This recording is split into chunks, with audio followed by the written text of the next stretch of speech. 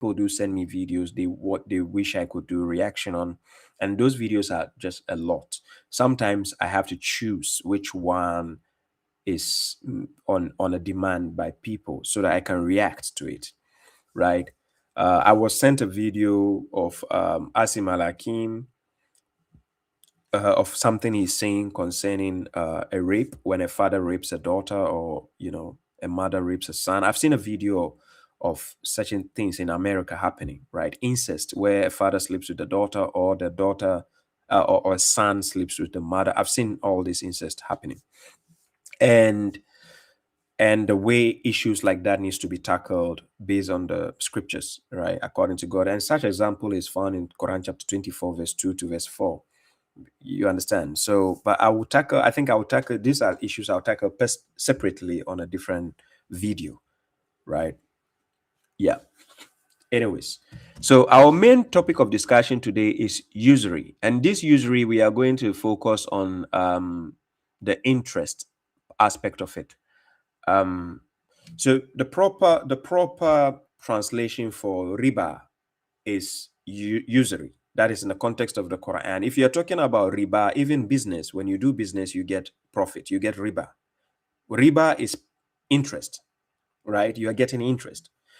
But when it comes to transaction, God has made transaction halal. So when it comes to transaction and you get riba, is good. But when it comes to the notion of somebody borrowing money from you, you lending somebody money, loan on its own is not haram, because God says, "Wa akaridillahu qardan hasana." When we say qardan on its own is loan, so loan on its own is not haram, right? But however, the riba that comes with all these issues is what we are going to discuss. So some people will talk about mortgage, some people will talk about the certain renting issue, renting.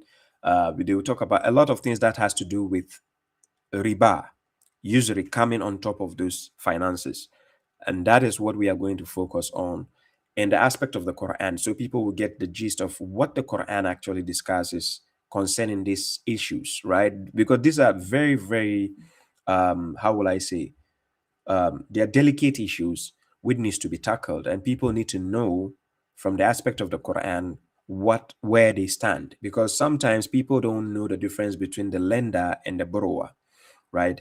They are not equal, and they are not both guilty. One is guilty, not both of them. So you need to understand who is guilty in this issue and who is not. You understand? Just like a raper, a raped person and a rapist.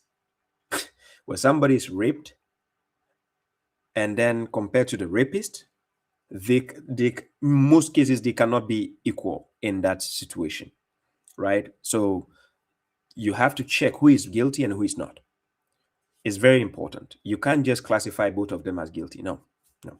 So people need to understand where to stand. And Quran chapter 4 verse 58 clearly tells you, when you're judging among the people or between the people, you have to judge with what? Justice. You have to be just, equitable. When you are judging among the people, you can't just be biased on certain issues. Yeah.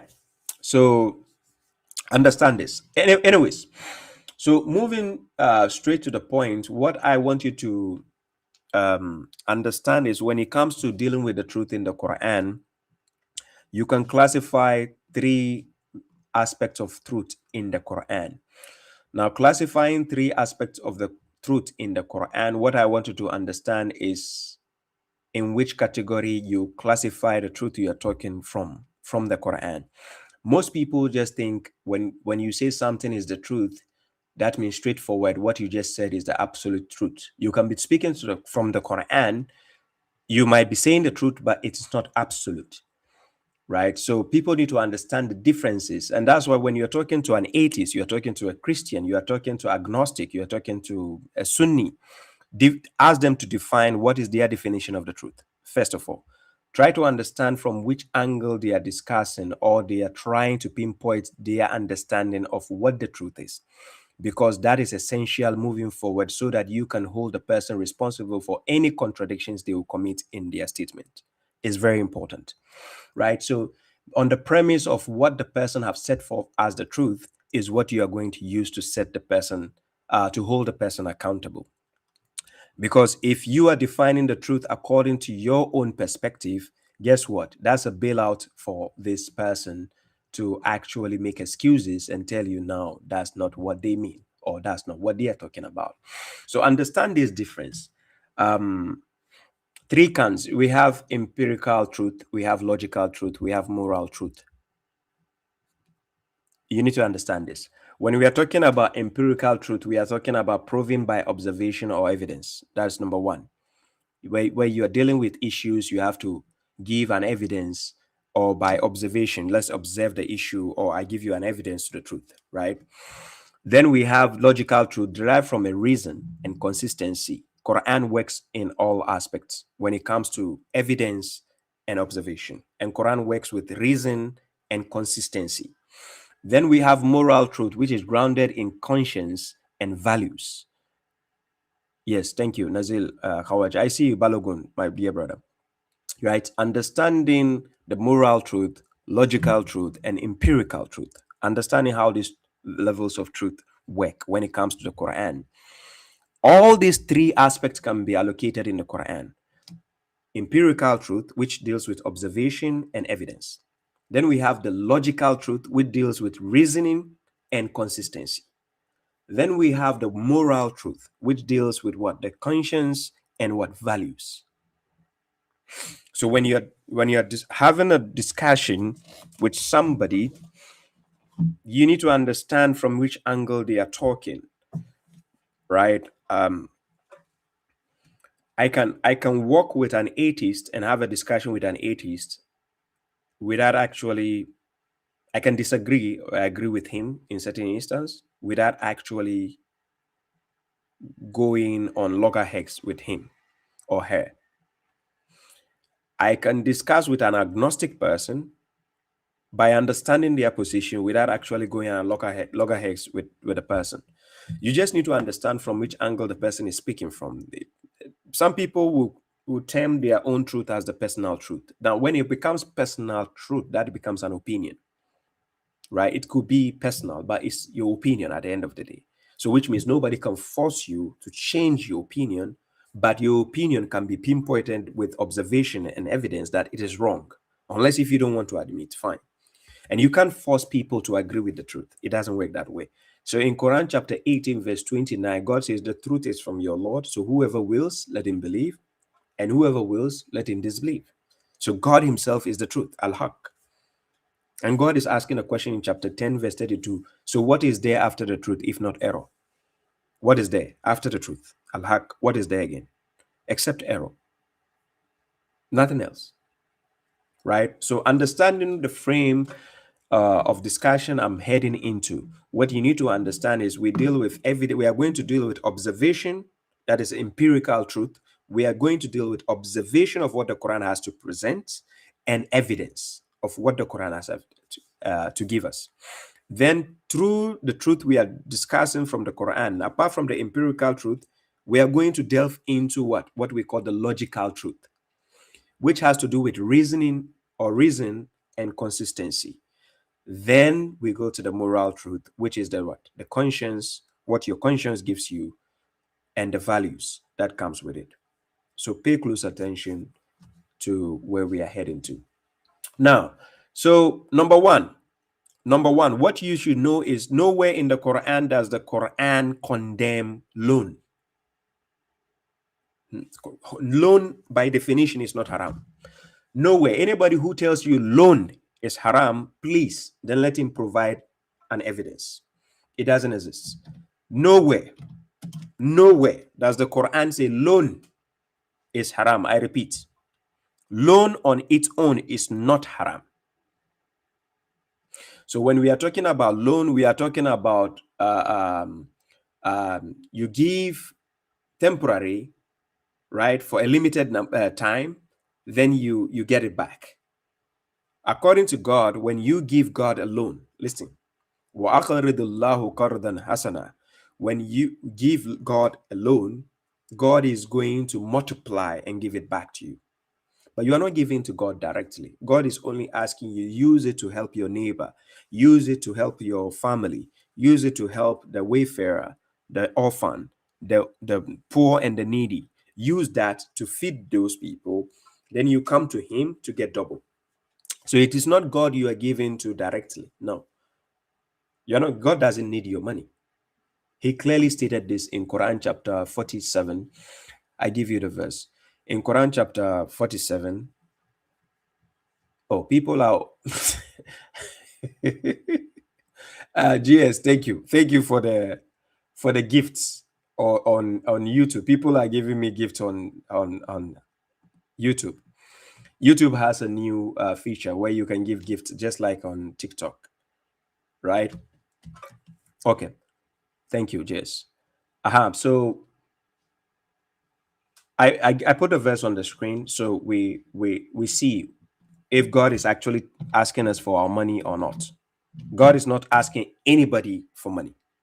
Understand when I say when you are giving God loan, it doesn't mean you are giving God directly. Understand how it works. So I'm going to put the verse on the screen so we see what God talks concerning giving to charity. Mildred Chikulila, I see you. Peace to you from Zambia. Natotela, thank you for coming. So this verse here, right here. So we start from chapter 47, verse 36. And this is what the verse said. It says, the worldly life is only play and amusement, but if you believe and reverence, he, God, will give you your rewards and will not ask you for your assets, for your wealth. Amwalakum. Amwal. When we say amwal, we are talking about assets or your wealth.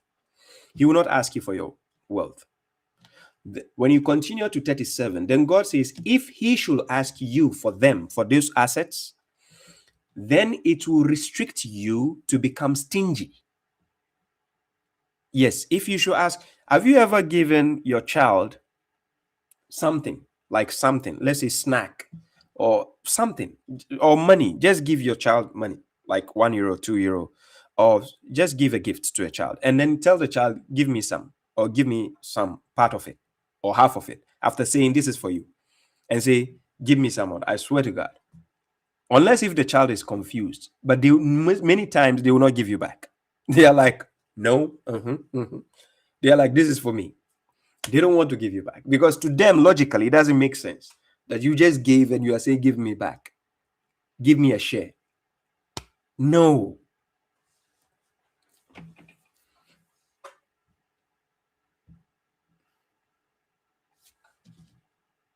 Yes, Quran is against this mentality. Yes, it is against, Quran is against this mentality, and I'll come to that, right?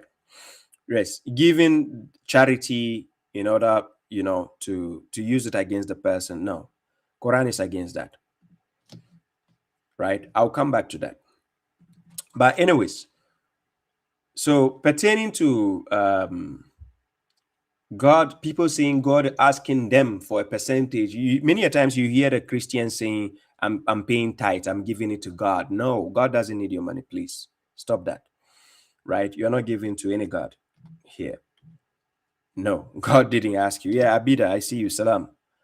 God never asked you directly for any money. No, it is you who is misunderstanding what God is asking you to do.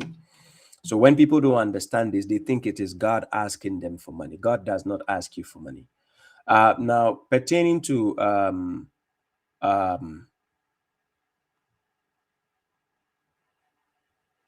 chapter 2, verse 262, pertaining to what you are saying, Omar Sataur, chapter 2, verse 262, it says, those who disperse their wealth in the way of God and then do not follow what they have dispersed to remind of a favor or to harass, or that is to cause harm, will have their reward at their Lord, and there will be no fear upon them, nor will they grieve. Right?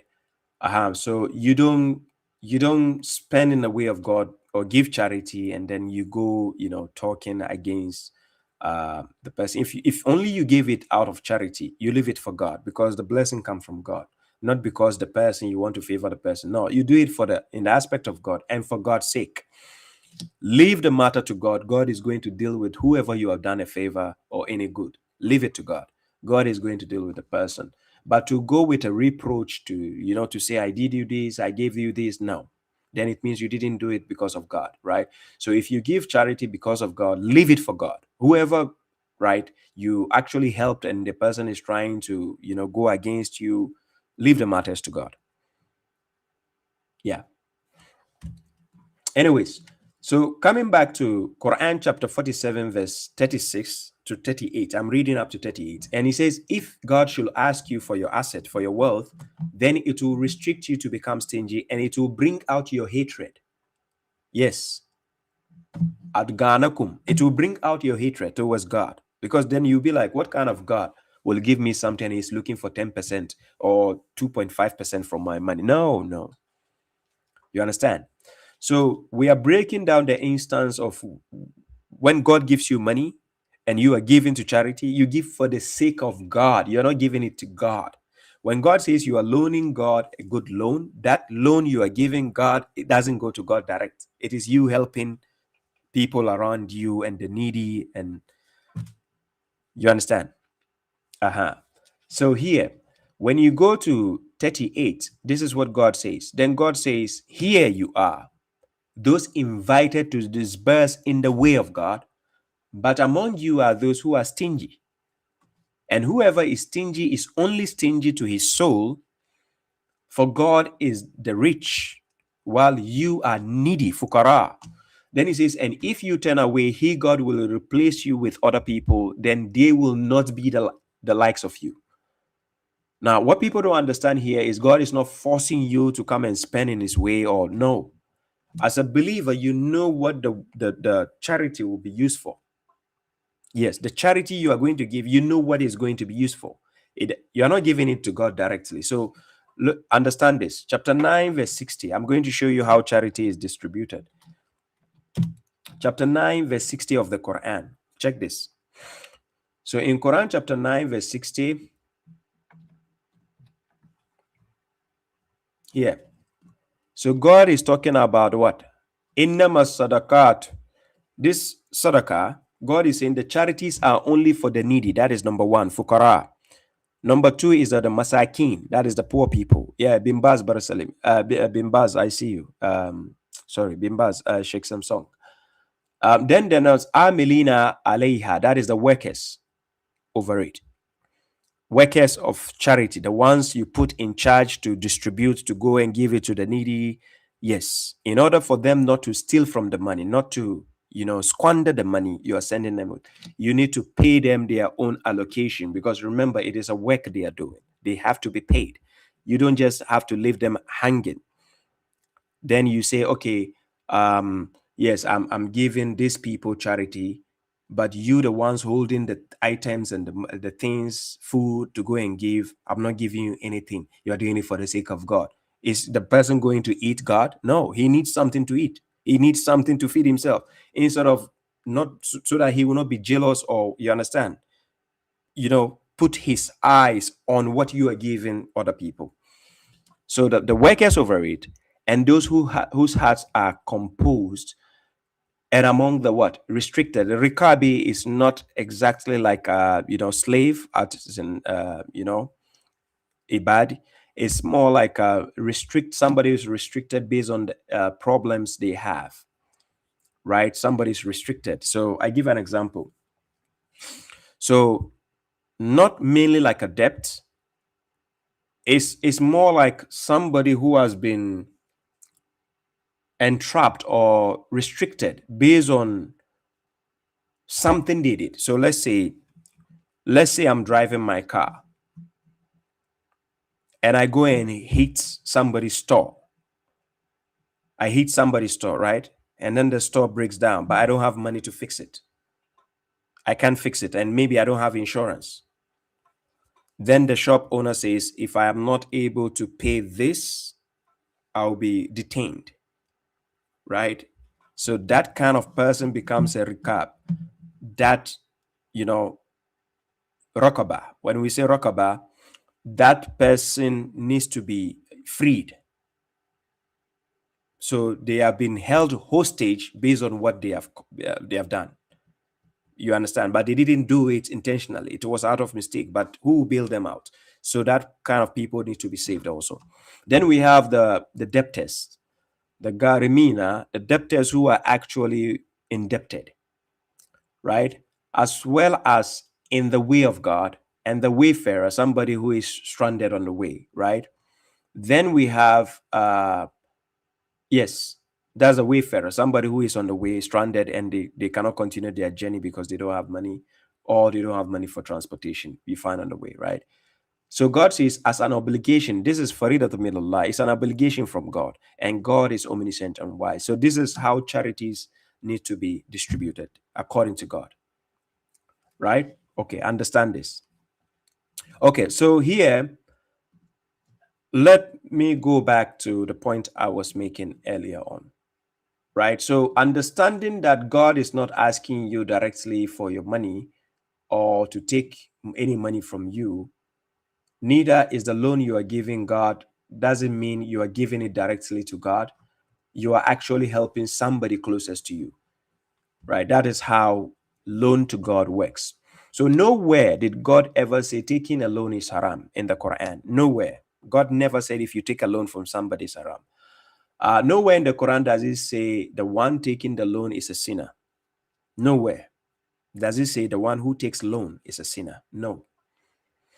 Um, the one giving the loan and demanding interest is rather the accused person by God, according to the Quran. The one who is demanding, that is the lender who is demanding the interest. But the question arises, the riba we are talking about, is it only limited to the issue of loan and interest on loan, or does it have to do with other matters as well? So we are going to tackle that. We are going to delve into that to see the other possibilities if riba has a broader concept beyond just looking at the loan aspects. So we are going to tackle that, inshallah, today. So then, now when we go to the empirical aspect of the truth when it comes to riba, now, number one, what you need to understand is in the Quran, when you scrutinize the verses concerning riba, it has to do with someone who consumes, takes charges, or enforces the usury. And it doesn't go to the borrower. It's always, whenever you check the verses in the Quran, the issues are always targeting the one taking the interest, that is the lender.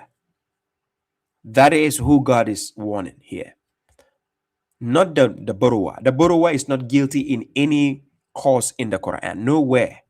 Nowhere. And as a matter of fact, I'll open the phone lines when I'm done.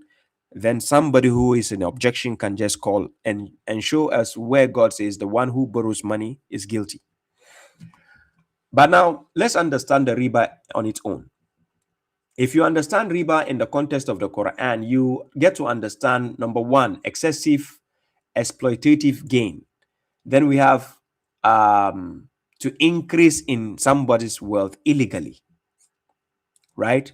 Increasing in somebody's wealth illegally. Hakikatan, I'll come to that, your point. I'll come to the mortgage issue. We talk about that.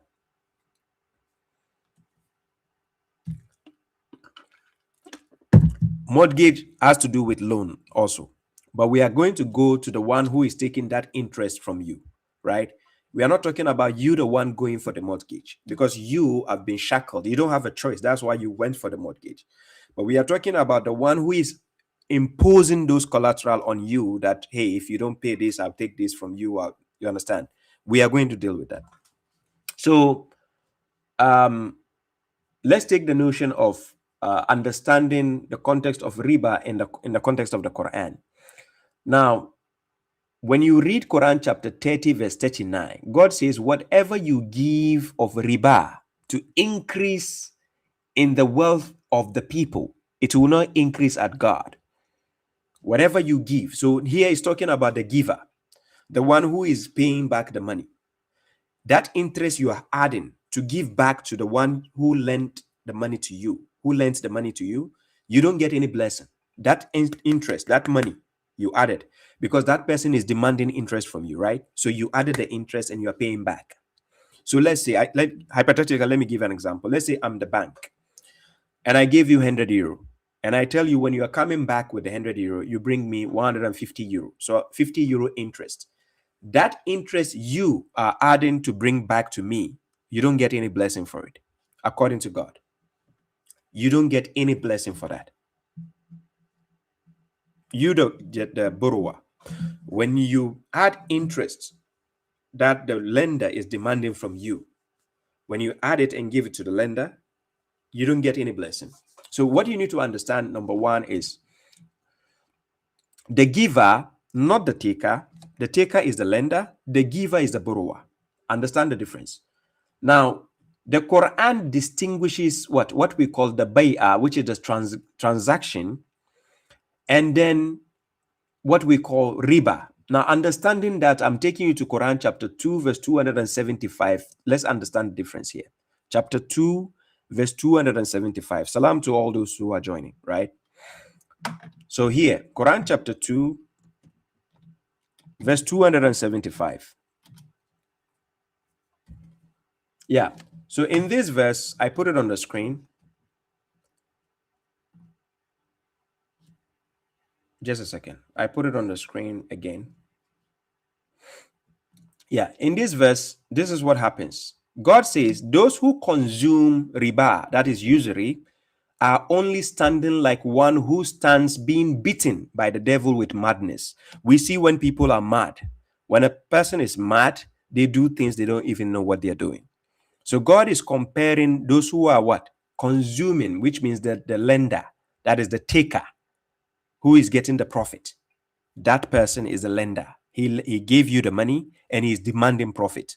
So the one who consumed that usury, the riba, are only standing like one who stands being beaten by the devil with what? Mercy, that is madness, right? Insanity.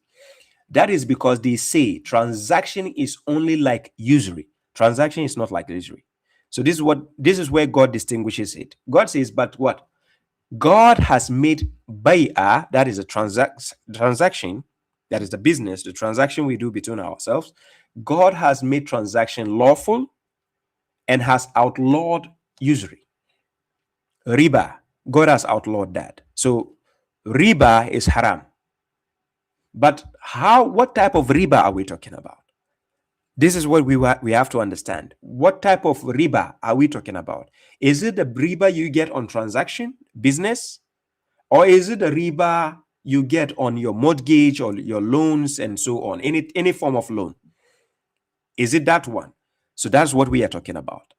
Not the riba, which is the interest you get on your business side. We are talking about the interest that comes in the aspects of your financial finance when it comes to mortgage, loans, and so on.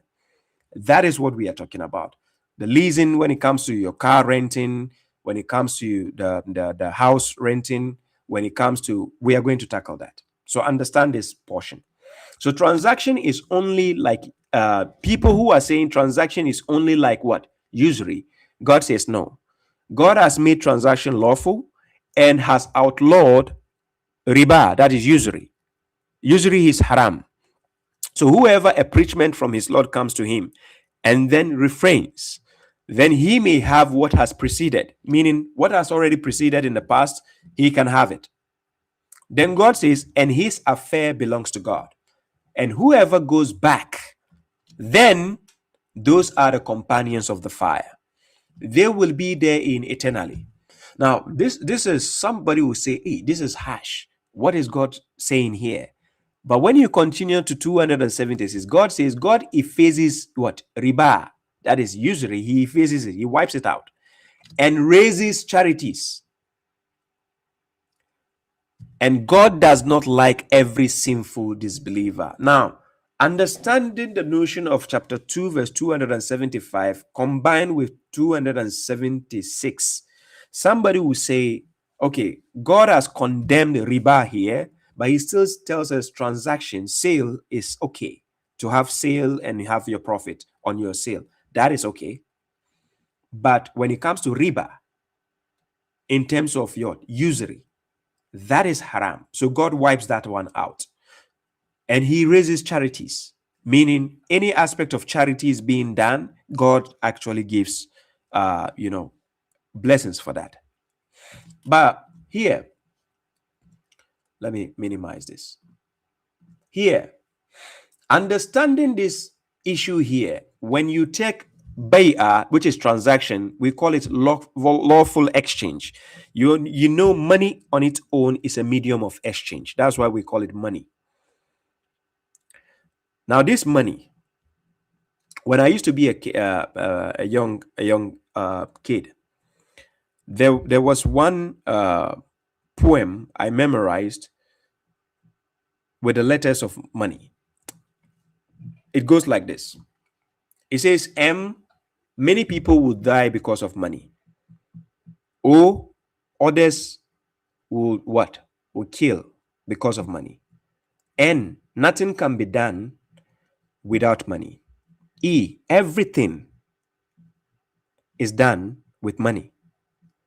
Why? Then it tells you, yes, money is the spirit or evil of the world. Now, money controls the world. But we are not just talking about the currency, the paper money you see, currency. Money comes in different forms. And this modern day, we have what we call the crypto. Crypto is also money. You understand? So when we say money, back in the days, when you check the way God uses the word amwal, it goes with assets. Your assets become your money. Yes, for people who understand this in business, you know what it is. When we say you have assets, your asset equals to your money. That is why the rich people of today, like Elon Musk and so on, they buy stocks and they have assets, and then they take a loan against what they have. So you buy asset, your asset become your money. That's why in the olden days, people rely on gold, silver, horses, cultivation, buying, acquiring of lands and so on, become your assets. They become your money. And those things become valuable with time, if you understand how it works. But when you have currency, when you have a paper note, no value. It's just there. It's just €1. Let's say you have €10 notes. It's just there. It doesn't increase. It doesn't do anything. It's just there. So with time, it just depletes. It goes down. The value is worthless. But when you put it into something as an asset, it goes up. Right? So when you have assets, that is wealth. Okay, so understanding the breakdown God is giving us in the Quran, what you need to understand is he actually classifies the riba as what? Unlawful increase demanded by the lender in the context of the Quran I'm speaking. Then we have what we call the bay'ah, which is a transaction, which is lawful exchange. So if you understand the implementation, Quran chapter 2 verse 275 is giving you, God wants you to just understand the difference between bay'ah and riba. Riba is usury, which is unlawful increase demanded by the lender.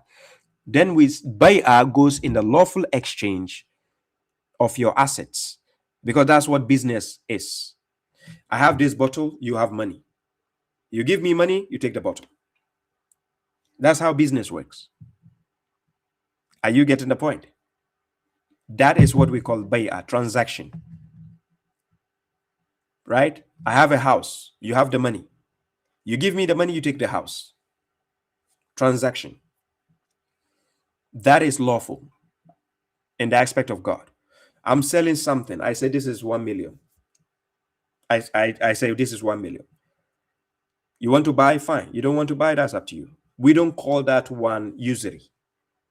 Understand the choice of words. In the Quran, you can find one word, but it has multiple meanings. You just need to understand the context it appears to understand what God is discussing there. Just because the meanings are similar or come from the same word does not equate that is what it means. So for people who have watched my video concerning Abdi in the Quran, it is not befitting for you to call yourself the slave of God. You are not a slave. Go and understand what a slave is. Right? But when you are a servant of God, you have the free will. God has given us free will. A slave doesn't have a free will. I'm telling you. So understand how a choice of words in the Quran are used, and based on the context in which they are used. It doesn't necessitate, yes, the word abdi can mean a slave, the same word abdi can mean a servant. You just need to understand in which context you are using it. And God never calls us slaves. Understand the difference. So when we are talking about riba, yes, the word riba can mean interest and can mean usury. But when we are talking about usury, we are talking about unlawful increase demanded by the lender. Okay, so now, empirical finding of the Quran, the borrower is protected, not criminalized, according to the Quran. So we go to the longest verse in the Quran, which is chapter 2, verse 282. I want to show you something about taking a loan and what God requires of us. So here, Quran chapter 2, verse 282, Surah Al-Baqarah, God is going to show us how to transact a debt. Chapter 2, verse 282. Then I put it on the screen here.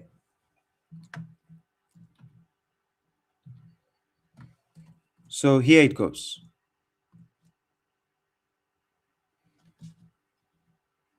Yeah. So here in this verse, Surah Al-Baqarah, chapter 2, verse 282, God is going to teach us how the notion of taking loans work, right? How to transact a loan, how it works. But through a loan, we can do business. Through taking loans, we can decide to do transaction, business. It is allowed. So I'm going to show you based on what God says, right? So if you go to Quran chapter 2, verse 2, and I see you, Ahmed Abdullah, you're welcome. Salam to all those who are joining. Zabuta Buta. All you who have believed, whenever you mutually transact a debt, daini, it says for a fixed term, then write it down. And let a writer among you write in justice. And a writer shall not refuse to write as God has taught him. So let him write, and let the one upon whom is the duty fill it out, fill the form. And let him beware of God, his Lord, and he shall not depreciate anything thereof. And if the one upon whom is the duty is foolish or weak or unable to fill it out, then let her fill out injustice. And quote 2 witnesses from your men. And if there are not 2 men, then a man and 2 women from those you approve of witnesses. In case one of them errs, then the other one of them will what? Will remind. So these 2 groups we are talking about. First of all, he says 2 men. If you don't have 2 men, then 2 women and 1 man, right? Now, here, in case one of them errs, then the other one of them will remind, meaning out of these 3, man, 2 women, 1 can remind the other, right? Now, and the witnesses shall not refuse when they are invited, and they shall not be weary to write it down, whether small or big, until its term that is more equitable in front of God and more appropriate for testimony. And the least not to mistrust each other, unless there is an existing business. Tijara. This tijara is business. Then here God is now going to classify the notion of business entering into the notion of a debt. But let's see how it works. God says unless there is an existing business which you conduct among you, then there is no blame on you not to have written it down. And quote, whenever you transact, quote, this is why today when you buy something, you are given a receipt. You need to have a quotation. You need to have a receipt of your order. Just things can go wrong. Something, fishy can go on. This is why, you see, it comes from what God commands, right?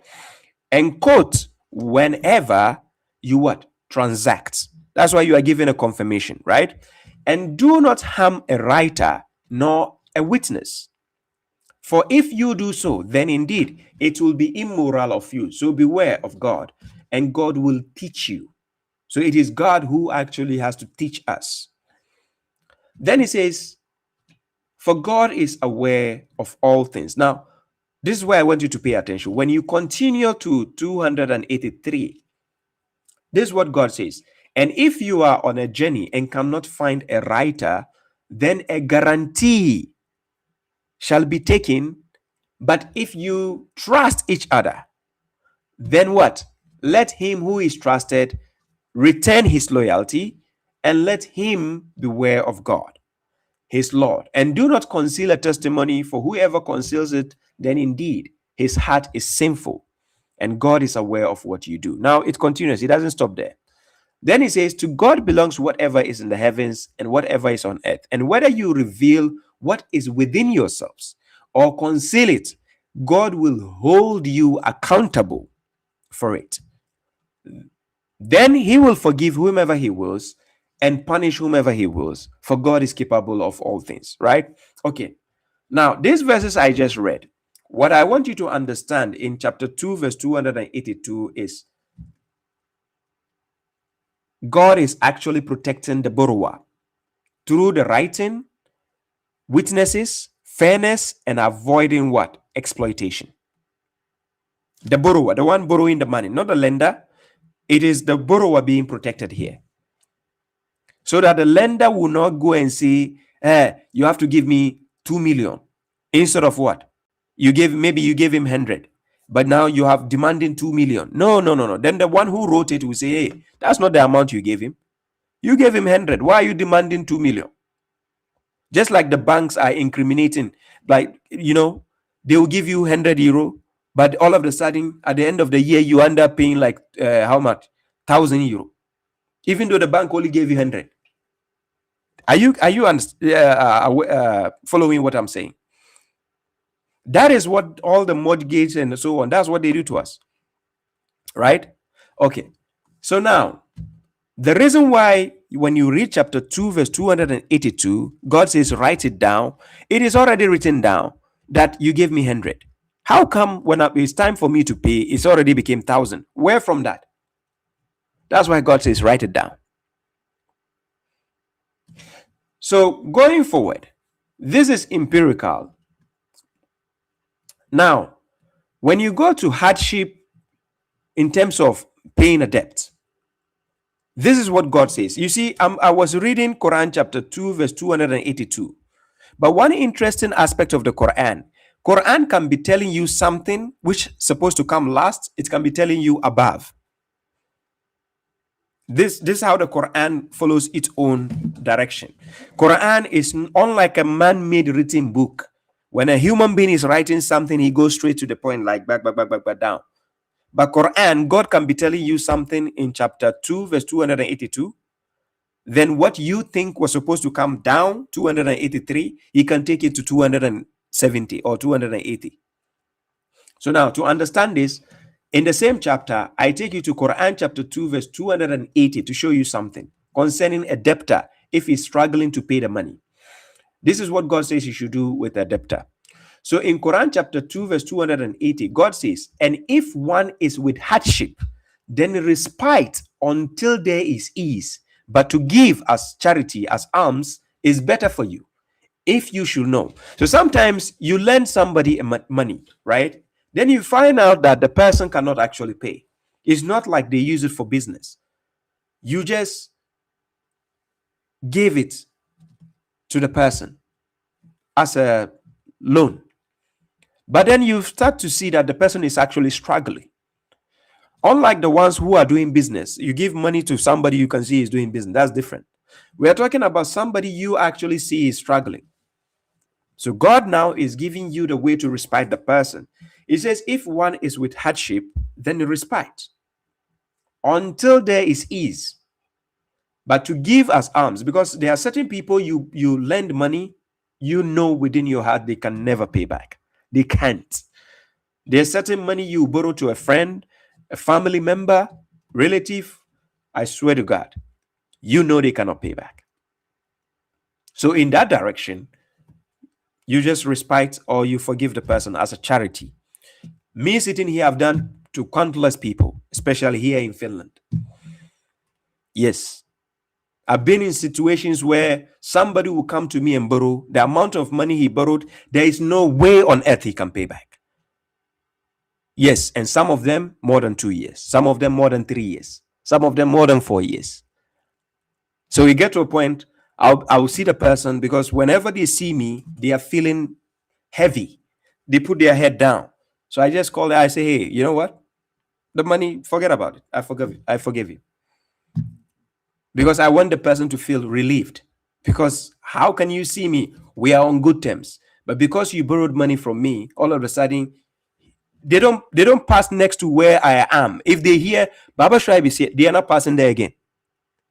Then it will be like 1 month, 2 months, I don't see the person, even though they have my phone number. Even though I'm on social media, they can see me on social media. But they pretend I don't exist anymore. So when the chance happens, I meet the person face to face, I just said, man, why are you stressing yourself? Don't stress yourself. I forgive you the money. Just feel free, okay? It's okay. But then what do? I just learned my lesson.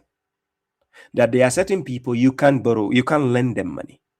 It's better if you have some money to just help them, because they are not up to that standard to pay you back. They can't. Haven't you been in situations where somebody will come and say, hey, you know what, Baba Shribe, can you borrow me 50 euro? I'll just give you tomorrow.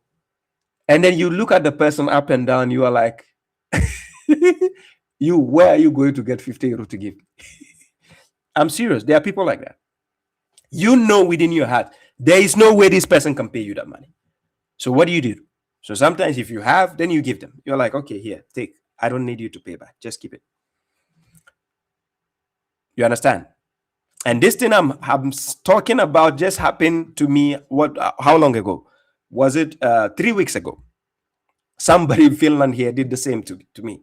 And I just said, you know what? I cannot borrow. I cannot lend you money. I can give you, but I can't lend you the money. So I gave the person, and he was shocked. He was like, no, I wanted to. I said, no, you can't pay me back. It's not befitting for me to take a phone and start calling you. Hey, dude, where is my money? It will belittle me, the one who is the lender. So in that situation, you just respite, just let the person go. There's no way they can pay you back. It will be an embarrassment. You put them in a situation where they will see you, they cannot look at you. But guess what? To God, you are getting more reputation in front of God. God is actually going to uplift you. You understand? I've been in situations where people will just get in touch with me and they need certain helps. And God bear me witness. A lot of people here are watching. They will be in certain situations, no way out. But through the favors God has done to me and other people favoring, I put the help and support to them. They know none of their family members can give them that help. They know nobody out there can give them that help. But because of the favors God done through me, these people's life have changed. And God bear me witness. Most of them are watching here. Are you getting my point? Likewise, I can just be there and somebody will say, Baba Shribe, I just want to give you a gift. I never asked for it, but I'll just get a gift. Because why? God actually opened doors for people who know the best place to put those help. Remember, I just quoted chapter 47, verse 36 to 38 to you. God is not asking you for your assets. He only invites you to spend in the cause of God. Remember, any wealth you give out there should be for the sake of God. Not because, oh, you want to give this person a favor. No. If that is the case, a lot of people who came through me, inbox or call me and with a small voice, I can decide not to help them. But is it my money? No. People want to help people through me. So I check who is capable, who has the credibility to end that. A lot of the people who come to my inbox through their education systems, through some people don't have a place to stay. Yes, God has helped people through me. Yes. But the point is, Some people who come to me and say, can I borrow money? How can you borrow money from me? Maybe you are based in Africa. You are not, if you are, maybe you are jobless. You want to borrow money from me? How do you pay back? What work do you do? Are you getting the point? What job are you doing to borrow money from me? Are you getting the point? So in this situation, me being in that position to assess those people, I'm like, okay, your situation maybe is fair enough. Somebody has helped you. God has actually let somebody send me money, and so this is how I can help. And all the people I help is with evidence. You will not just come to my inbox and say, oh, Baba Shrab, I need help. You know what? No, it doesn't work like that. No. So just because I'm saying this, if you think you are just come to my inbox and say, Baba Shrab, hey, you know what? No, that's not how it works. There's a lot of people out there who need help. Yes, and with all due diligence, I investigate people very well. You will show the evidence. You will bring the proof. I'm not joking. Yes. So let's go forward. So anyways, we have what we call charity is commanded towards debtors according to chapter 9 verse 60. You have to understand this. Debtors are entitled to be given charity. That is an obligation from God. You see people who are indebted, they can't pay. They need to be helped. Yes. Then we go to the notion of chapter 2 verse 279. Now understand this. In chapter 2 verse 279, I put it on the screen, right? Thank you very much, Sister Ram. Faraz Yabut says, but Baba, what about relatives? Suppose a relative asking for money, but they lie, and you know they're not really in need. Oh, come on. Faraz Yabut, if you know a relative is lying, forget them. I'm serious. I'm telling you. Look, especially we the one coming from Middle East, Africa, and so on, right? There are certain things relatives need from you. Don't even look at them. I'm telling you, they will use you. They will take you for granted. They will just misuse your money. There are certain issues when families call you, you know this is a very delicate issue. This is very, very serious. You need to step in if you have the means. But we have certain selfish interests they are looking for. Please don't pay attention to that. They will misuse you. And God cautions us in the Quran concerning this kind of issues. I'll come to that. But let me give you the example in the Quran, right? Concerning how you are not supposed to extend your hands. If you extend it foolishly, the families will make you look like a fool. So, ladies and gentlemen, pay close attention. I'm going to give you the verse concerning that, right? Quran chapter 17, verse 26. Let me put it on the screen. In Quran chapter 17, verse 26, this is what God says. God says, وَآتِزَ الْقُرْبَ حَقَّهُ وَالْمِسْكِينَ وَابْنَ السَّبِيلِ وَلَا تُبَذِّرْ تَبْذِيرًا. He says, and give the relative his due, as well as the what? The poor and the wayfarer. And do not squander extravagantly. But let's go to the interesting part. He says, إِنَّ الْمُبَذِّرِينَ كَانُوا إِخْوَانَ الشَّيَاطِينَ وَكَانَ الشَّيْطَانُ لِرَبِّهِ كَفُورًا. He says, indeed, the squanderers are breathing of the what? Devils. And the devil is ungrateful to his Lord. Then it continues. And if you should turn away from them, seeking the mercy of your Lord, which you expect, then speak to them a gentle speech. 29. And do not place your hand shackled to your neck, meaning don't be too stingy. Nor shall you extend it completely in extension. And don't look like a fool giving your money just like that. Right? Then you will remain blamed and exhausted. The reason why God mentioned blamed, because when you are stingy, people will blame you. That, oh, this guy is very stingy. Yes, they will keep blaming, especially your family members. But when you are given too much, you'll be exhausted because you'll be tired. Everybody, look, your auntie will take the phone and call you, your cousin, your niece, your nephew, your grandmother, everybody will be calling you. And you'll be exhausted.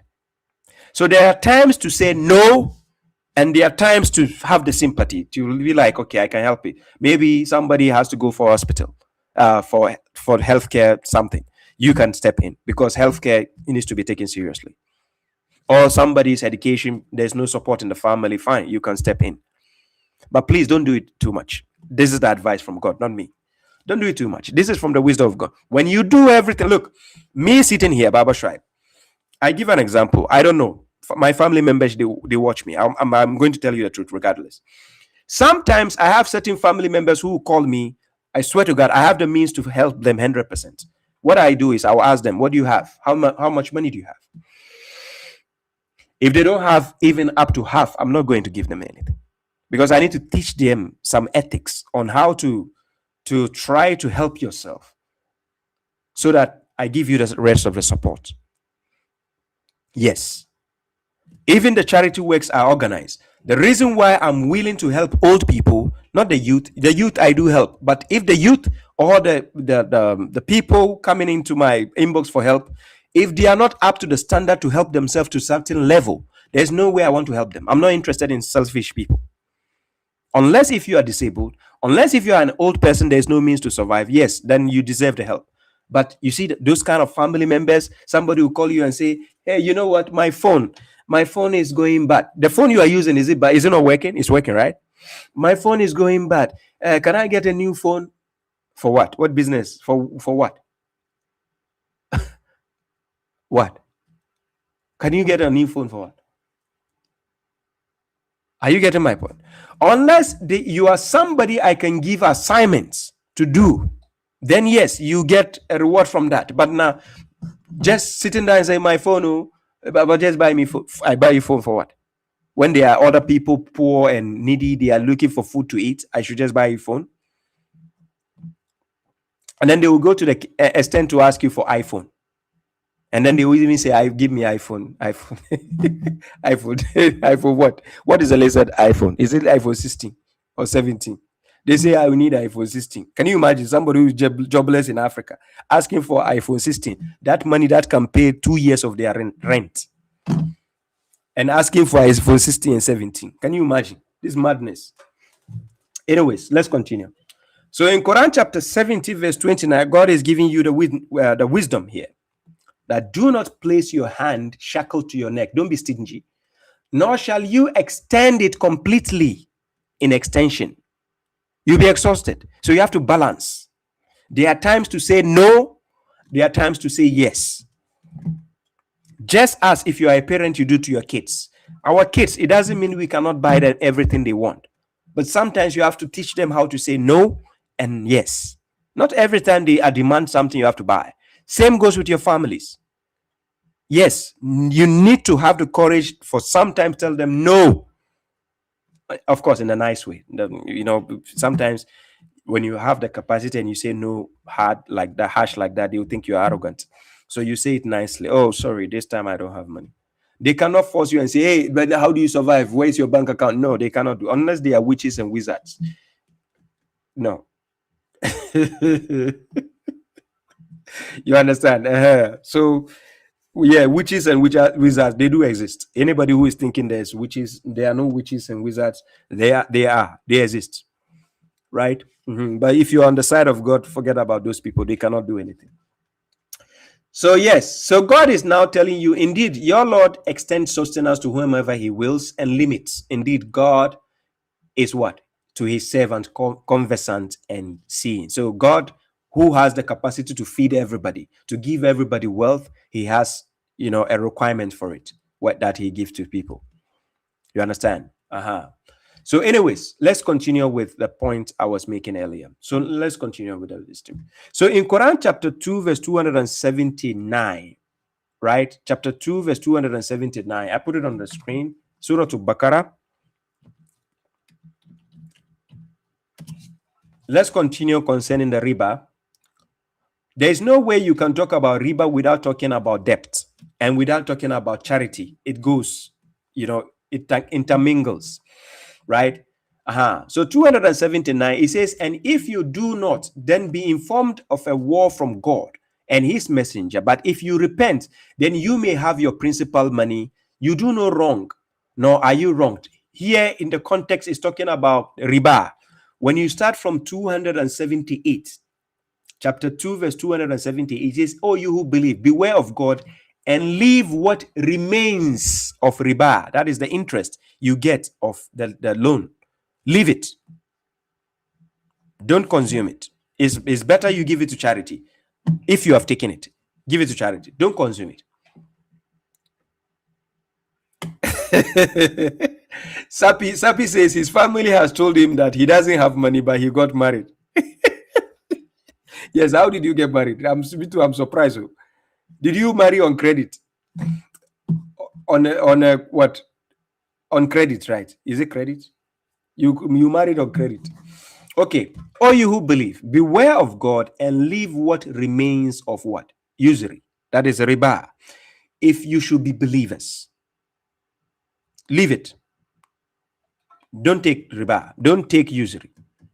If you are a believer, you loan somebody money, please don't take the interest. Yes, don't take interest of the money. No, you leave it.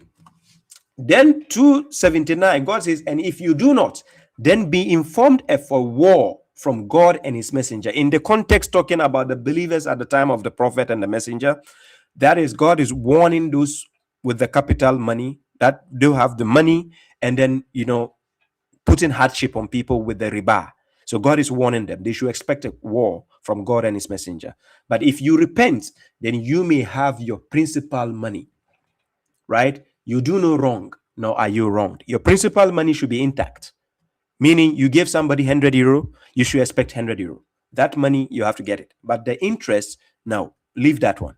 God says, don't take that interest on it. So that's when it continues to what? 280. Then God says, "And if one is with hardship." So the context is telling you the riba has to do with lending money to somebody, but don't demand interest. That is what the riba in the Quran means. When I started, I showed you the 3 classifications of truth according to the Quran. We have the empirical truth, we have the logical truth, then we have the moral truth. So we are dealing with the empirical truth because we have to observe, and then we have to what?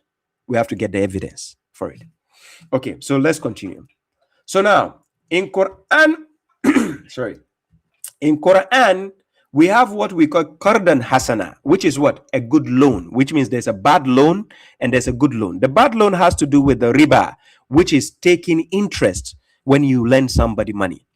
But this good loan is praised by God. We can find it in chapter 57, verse what? 11. In Quran chapter 57, verse 11, I put it on the screen. Yeah, just a second. Sorry. Oh, what is this? It's freezing. Just a second. Sorry. Chapter 57 of the Quran, Surah Al-Hadid, verse 11.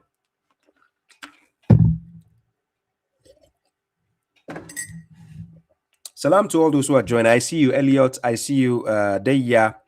I see Helal. Yeah, I already see Helal. Sorry. Mariam, I see you. You're welcome. Okay. So in Quran chapter 57, verse 11,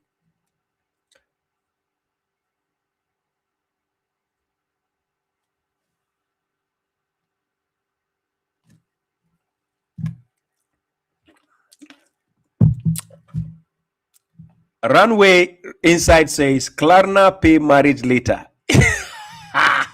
Hey, don't tell me some people are here using Klarna to get married. Seriously. Faraz Yabut, you're welcome. Thank you. Please don't use Klarna to get married. It's embarrassing. Don't use Klarna, please. If you don't have money, refrain till you get something to pay for your bride price, and don't go and take loan to pay. It's a catastrophe, please. Because meaning you are leading into the marriage with loan, with debts. Please don't do that. Don't go and take loan to get married. Please don't do that. Refrain. You are bringing a spouse into your matrimonial home, and then she's going to help you, or he or she is going to help you to pay the loan. It's not good. Don't do that, please. It's not fair. It's better to organize and let your friends donate, right, to contribute and donate money than to go and take loan from Klarna. Don't do that, please. It's embarrassing. Because the day you divorce, one of you will accuse each other of this issue. Thank you very much, Abu Suleiman. He says, I think if a house is sold for 1 million cash, but in installment, it is sold for 1.5 million. That is not riba. Do you agree? If a house is sold for 1 million cash, but in installment for 1.5 million, that is not riba. Do you agree? In installment, what I want to understand is, how did the half come in? If it is installment, is it based on the bank that the installment was made? Because how is the installment made? That is the question here we need to ask. The installment, is it based on the bank? Because if the bank has to pay this money to the person, then it is the bank demanding the money, the interest. So that's still riba there. You understand? How is the installment going to be paid? Because if 1 million is cash for the house, then you said in installment it has to be 1.5 million. Who is the half going to? The bank? Because how is the installment going to be paid? You need the bank to interfere to be able to have the credibility of getting the person to pay. The bank will add their interest there. So that makes it complicated. Do you see? If it can be done without the bank, you understand? Unless there are ways to do this without actually it being half. But when you are involving the bank, which needs interest, then there's a problem.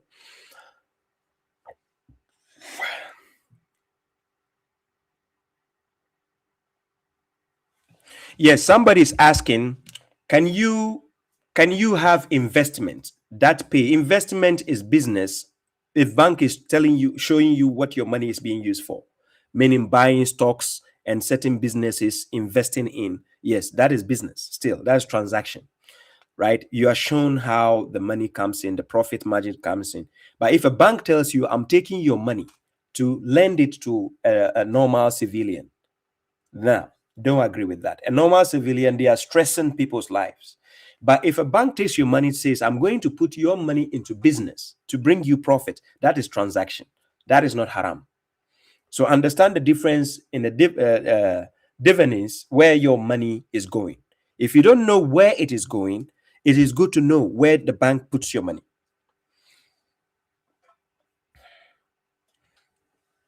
Oh, I'm using the phone. I wanted to show you something.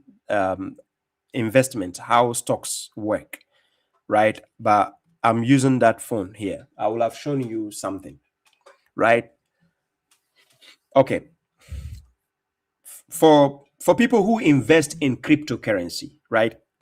Crypto is similar to the investment you do out there. For if you are investing in Apple, AMD, Nvidia, Amazon, and so on, right? There are certain aspects of investment that you do, or you buy stocks. Those stocks you are buying, if it is a business zone or it is a business corporate entity that you're buying into, they tell you where your money goes, what they are using your money for. That profit coming in is classified as transaction, it's business.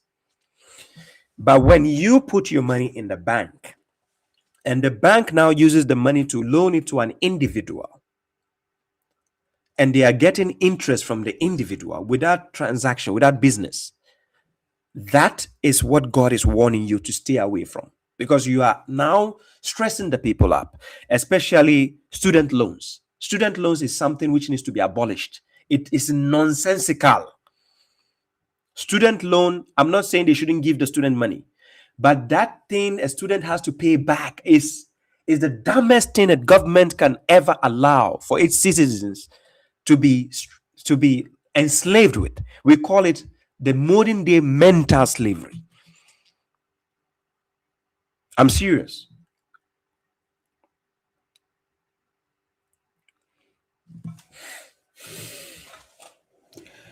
Interest backed savings account is also depends.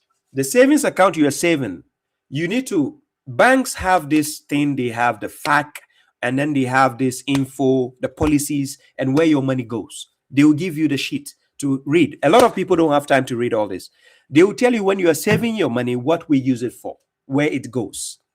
So when you are saving your money with the bank, I wouldn't even recommend you saving money because the profit margin they give is small. I would rather advise people to invest their money rather than saving with the bank. If you're saving with the bank, is a stupid thing to do. If you want to save with the bank, it's better you save at home. Saving at the bank, you are losing. The bank is making more money off you. If you're saving at the bank, stop that. It's nonsensical. You should rather be investing or buying stocks or using your money for business than saving in the bank, because the bank is ripping you off and they are actually stressing other people's lives with it. So what I'm telling you is it's better to do investment, buy stocks and other things than to just go and save your money in the bank. Yes, everyone's money to invest how they want, whether we agree to it or not. Then guess, Jian, then guess what? Who is making the bank powerful? Is it not the people? Are you telling me if we people we decide this particular bank we are not going to invest because we have to tell them how our money has to be used? This is where there has to be cohesion. People have to come together to agree to terms to fight these corporate entities. We can decide what the bank do with the money. The bank doesn't have to decide. But because we don't understand how these banking policies work, we are just sitting idle and watching what is going on. I don't know who was following the issue with Kanye West when he had his money with one of the banks. Is it Wells Fargo? Please help me out. Which bank was Kanye West saving when he had the issue with the Jews concerning the bank, the particular bank? He closed down and took his money out of the bank. I forgot the name of the bank. Please help me out. This happened about 6-7 years ago. How many years ago? Kanye West, when he had the Adidas deal and he spoke against the Jews on social media, and then they had to back out his deal. Please help me out. Anybody remembers? Rukayata Kwa, you're welcome. I don't know if it's Citibank. Let me ask my AI and see.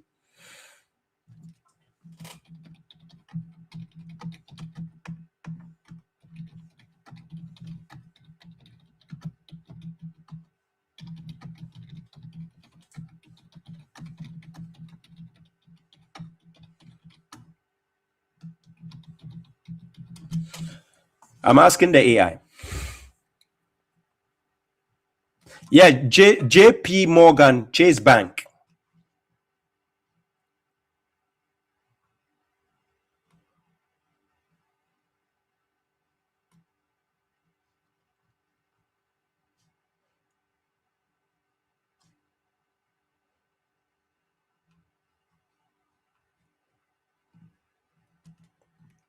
Yeah, JP Morgan Chase Bank. Somebody says what? Aha, yes. Username 111. Yes, you got it right. Yeah, you got it right. Right. I remember that, but I forgot the issue, the bank name in my head. Yeah. Yeah. So you see, this kind of thing, if people can come together and fight against banks in this way, we can dictate for the banks how to operate instead of us just being like mentally enslaved. If you check the title of the, they froze his account, but of course, he has to close his account there because of the Adidas deal. Yes, it's true. Because of the Adidas deal. But what I'm saying is, instead of the bank having the power to do that, we the people can turn it around and rather fight the banks that if they don't do what we ask, we get them to close down. It has to be the other way around. It shouldn't be they having the power over us. So that's the example I'm trying to give, right? The people can come together and force the bank to actually what? Cooperate with what we want to be things, how we want things to be done. That's why the banks are very powerful, right? Yes, thank you very much. Username, thank you very much. I appreciate you. God bless you. So understanding how this works is essential moving forward. Other than that, we'll be mentally enslaved till mommy calls. Okay, so let's continue. I don't need to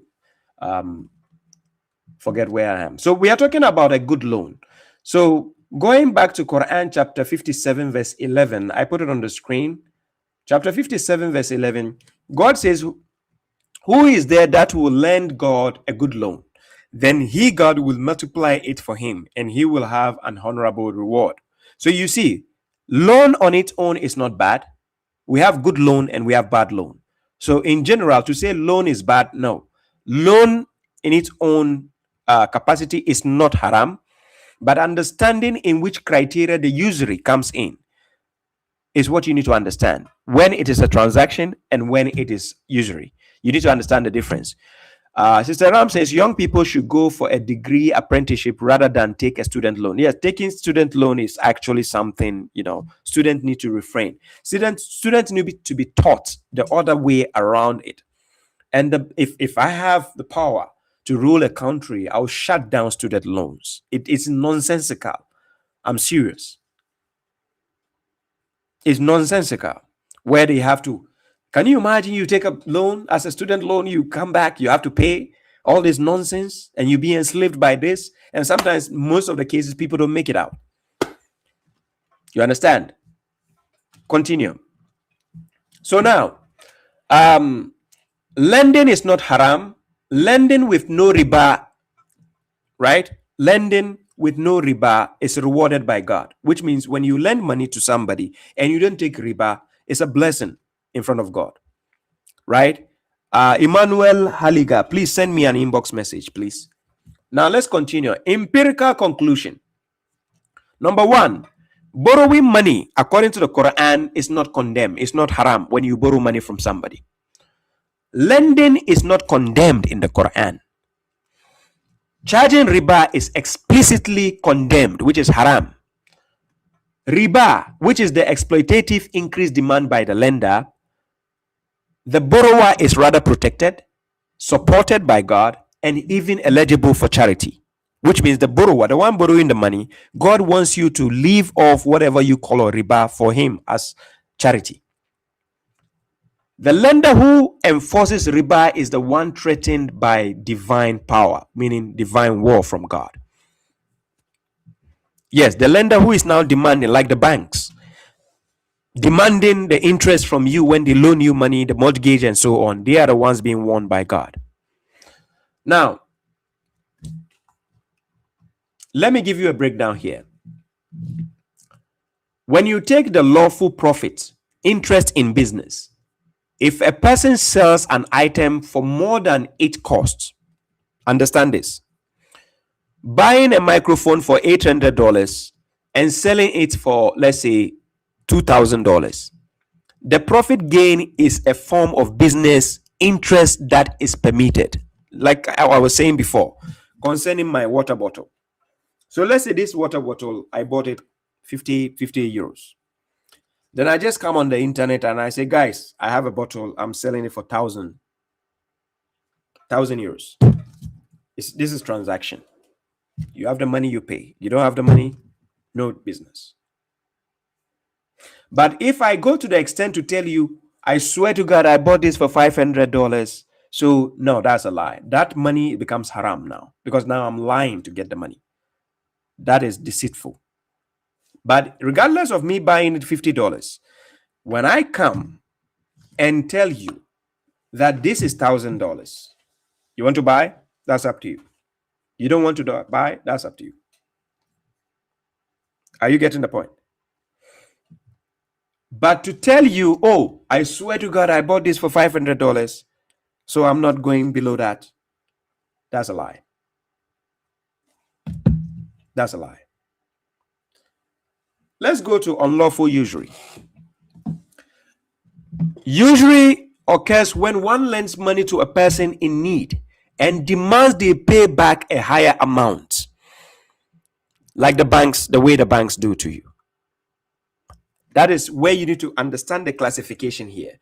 That is why God permits transaction, but he outlaws usury. So understand how riba has been used in the Quran in terms of loan, when it comes to mortgage, when it comes to, other microfinance issues. Yes, those ones are outlawed by God because it actually enslaves the people. It restricts, it becomes a shackle to the people's neck. Okay, now We have a central tenet, which is what? Focus on the lender, which is the party committing the sin, not the borrower. Pay close attention. It is the lender who is committing the sin and not the borrower. Now, when you draw the contrast between a borrower and the lender throughout the Quran consistently, you will never find an instance where the borrower is guilty. Nowhere in the Quran does it say a borrower is guilty. Nowhere. But rather, the lender who is demanding the interest is the guilty one. Understand the difference. Now let's take the modern finance, banks and mortgages. What you need to understand is many modern banking practices we are doing today, especially those involving the compound interest on the needy, as a system of usury. This modern day, somebody says, Big Larry says, more interest is bad. More interest is. Where does it say that? Where does the Quran say that? More interest is bad. Where does it say that, please? Guys, help me out. Where God says more interest from your business, more interest is bad. Please, anybody, help me out. Give me a verse. I just want to see where he says more interest is bad.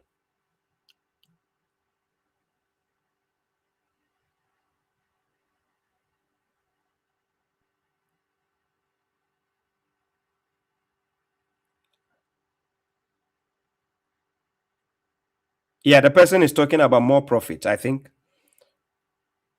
Profit is also interest, but yes, we are talking about the profit margin. Where does it say more profit is bad?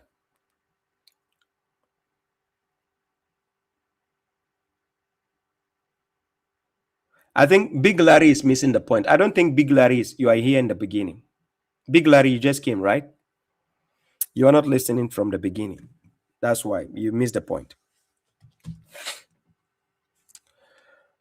Don't worry. When I open the phone lines, you understand this. Right?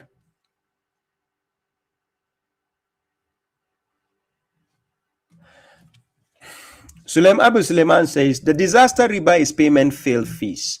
The risk should be on the lender. Therefore, there should be no fees for late or failed payment that keeps increasing the amount. Exactly. According to Quran chapter 2, verse 280, 279 to 80, God says, if the borrower is facing hardship, you need to respite, according to God. So it will not make sense that the borrower is facing hardship, then you are adding interest as a delay. That is what the banks are doing. When you are facing hardship to pay the bank back, the bank adds more interest. They raise the bar. That is enslavement. Are you getting the point? Let's say a bank gives you 1 year to pay the debt, and then you decide that I cannot pay the debt within 1 year, so I have to pay within 1.5 years. Automatically, the bank increase the bar. So you end up paying double of what you have borrowed from the bank. Now, that is what we call riba. That is usury. Yes, that is haram by God. Right? Because it goes strictly against the verses of God. Quran chapter 2, verse 279 to 280. Because God says you should respite until the person, or then you leave it as charity. But then here we have banks superimposing these things on people, stressing people's lives, right? Okay. So let's go back to the point I was making here. Understanding the difference here. Now, in focusing on banks and mortgage, right? We have what? Individuals in the modern society often have no alternative way to secure housing. That is number one. Essential items, like somebody wants to buy a car. He doesn't have money to buy a car. What does he do? Borrows against it from the bank.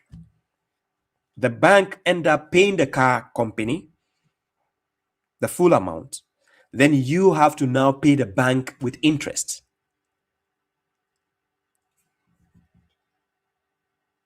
What is this? And not only even a minimal interest, the bank is adding more. By the time you finish paying, you've paid 1.5 of the car's amount. And in the Western world, a lot of people are living on this means, right? Now, you, the borrower, you are not to be blamed because you need this essential item. You need it. It's important for you. For people who are buying houses, you buy the house, the bank pays for you. Then the bank adds exorbitant fees for you to be paying installments. By the time you finish paying for the house, you've paid 1.5 already.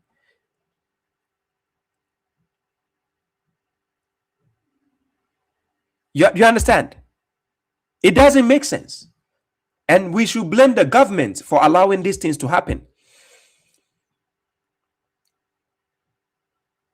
So H-Bomb says, Babs, if you have money sitting in the bank and they offer you interest, do you consider that riba? You need to check where the money is going. When you have the money, I keep advising people, stop saving money in the bank. It's a wrong thing to do. Don't save money in the bank. I will advise you even save the money at home or use it to invest in businesses and other things.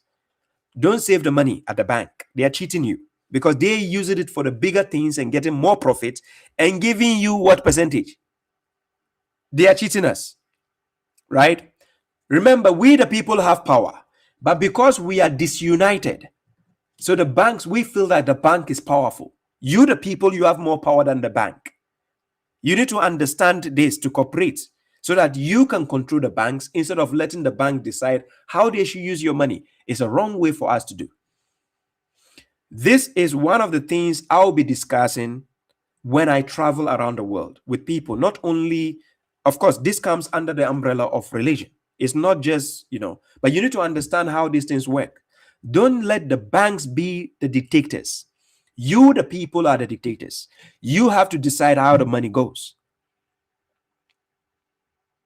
You're going to buy a house, the bank pays for you for the house, then they are adding more interest for you to pay. Who do you blame? The people or the government? These are things you need to protest. These are the things you need to go on the streets to protest against the government for. But what are people protesting? Gay and lesbianism, LGBTQ, whatever, that's what you are protesting? Human what? Rights? This is what you are protesting? These are the things you should be protesting. Student loans need to be abolished. When a student is given money for education, he shouldn't pay back with interest. Wallahi lazim.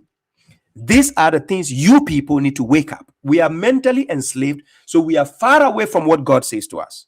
Then we are just there. We say, oh, but Baba, the bank is not powerful, more powerful than you, the people. Wallahi, you, the people, are more powerful than the bank. But you don't understand how this psychology works. Stop saving your money in the banks. I'm telling you, stop saving your money in the banks. You can invest, fine. You can buy stocks, fine. Buy shares, fine. But stop saving the money in the bank. You are making the banks more powerful than you. You have power than the bank. Yes. The banks are breaking the codes, the protocols of God. And you are supporting them by saving the money. Stop saving in the banks. They are taking the lion's share and giving you the bones, like the way you give you have the dogs. If you have a dog, you take the big meat, you give them the bones. No, in Africa, that's how they do. Not in the Western world. In the Western world, they give dogs big meat. But in Africa, I'm not lying. Most places in Africa, the owner eats the big meat and give the bones to the dog. Yes, in Africa, that's what they do.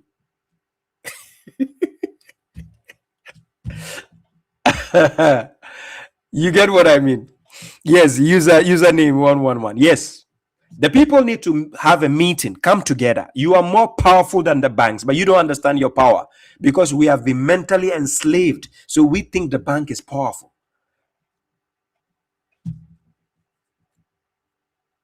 I'm serious. The bank is not powerful. It's a paperwork. It's a robbery. But look,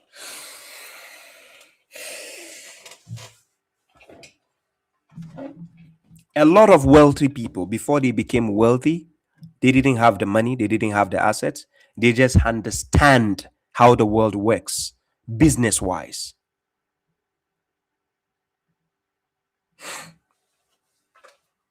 You just need to understand how to make money without actually having money. All you need is you need a product. You have to be the seller without having the product. You just need people who have the product. Then you be the mediator. The bank is the mediator between you having the product, which is your money is the product. Then the bank is the mediator. When you save your money in the bank, now guess what? The bank has become rich because with your money. The bank doesn't have the money. So when the bank saves the money, he looks for the suitable people to give the money to. Then he has the interest. Then he is reaping, getting more of the interest and getting it back into his account to look like he is the one who has the money. No. Stop saving your money in the bank. I repeat, you're the one who has the money. The bank is calling you, come and save. Let me give you 2%, 3%. Come. Your money, he knows the suitable people he can give that money to generate more profit from that money. When he gives it to them, he gets bigger of the lion's share without initially having anything. It's your money, you say savings, he gets the lion's share from this person. Then he takes the chicken change and give it to you. Then he put the lion's share in his bank and thinking that, oh yeah, he doesn't have money. That's why a lot of the banks, when you go to withdraw your money, they collapse. They don't have pin. Yes, thank you. MPH Music. Alpha, I see you, man. He says, I received a hard copy of the Great Quran. This book is so amazing. May God bless you, bro. My PhD t-shirt is carrying the mushriks. Please be careful. Don't go to the Sunnis. Anyways, you can wear it anywhere. You are safe. Inshallah. So here, understand how the banking system works. And you if you investigate very well, you find out that the people behind the banking systems are the the juice in my drink, right? The juice, the apple juice. The apple juice. Is it banana juice? Yeah, the banana juice. Those are the ones. I investigate if you think I'm lying. Anyways, let's continue with the program so you understand the notion of your mortgage. Now we come to the renting issue. Understanding how renting works. Now, when it comes to renting is a service agreement where a person pays for the use of a property they do not own. Even though renting is not a loan and does not fall under the prohibition of riba, but there's another form of renting which falls under riba, which is you going to buy a property, you buy a house, then the bank pays for the house, then you will be paying the bank till you finish paying. The bank increase the interest on it, increases the riba on it. So now by the time you finish paying for the house, you have paid 1.5 of the house. So let's say the house cost like $200,000. By the time you finish paying $200,000, guess what? You've paid $300,000. By you thinking, oh, I own the house, so you understand? I'm paying. No. You become a slave to the bank. And there's something they call the collateral. If you fall sick or you get to a point you cannot finish paying, guess what? All the money you paid in the beginning is useless. The bank is coming for your assets, your properties. And guess who is the loser? You. Even though you are more powerful than the bank. But because we are disunited when it comes to the banking system, people are oblivion to this issue. We are disunited. Then we go to the street carrying plaques. We say human rights, LGBTQ, VVWW. That's what you are fighting for? When you are supposed to be fighting with the banks, you are there fighting, saying you need human rights to become homosexual. Okay, let's go to business investment. Now, when it comes to business investment, the sooner people always cause trouble, they know nothing. Yes, thank you very much, Mr. Rock Collection. Thank you. I appreciate that. Business investment. Now, when we are talking about business investment, I want you guys to watch a program called Shark Tank. For people who know of Shark Tank, I don't know how many people know Shark Tank. But investment come with disclaimers. Capital at risk. Yeah, it does. Investment do. You need to choose wisely. I'll be talking about that. Investment comes with disclaimers. You need to choose wisely. Yes. So is every business in this world. Every business person you meet in this world will tell you the same thing. Every business goes with a risk. You have to understand how it works. So people need to be taught how to, put capital into business, and how to take risk and how not to take certain risk in business.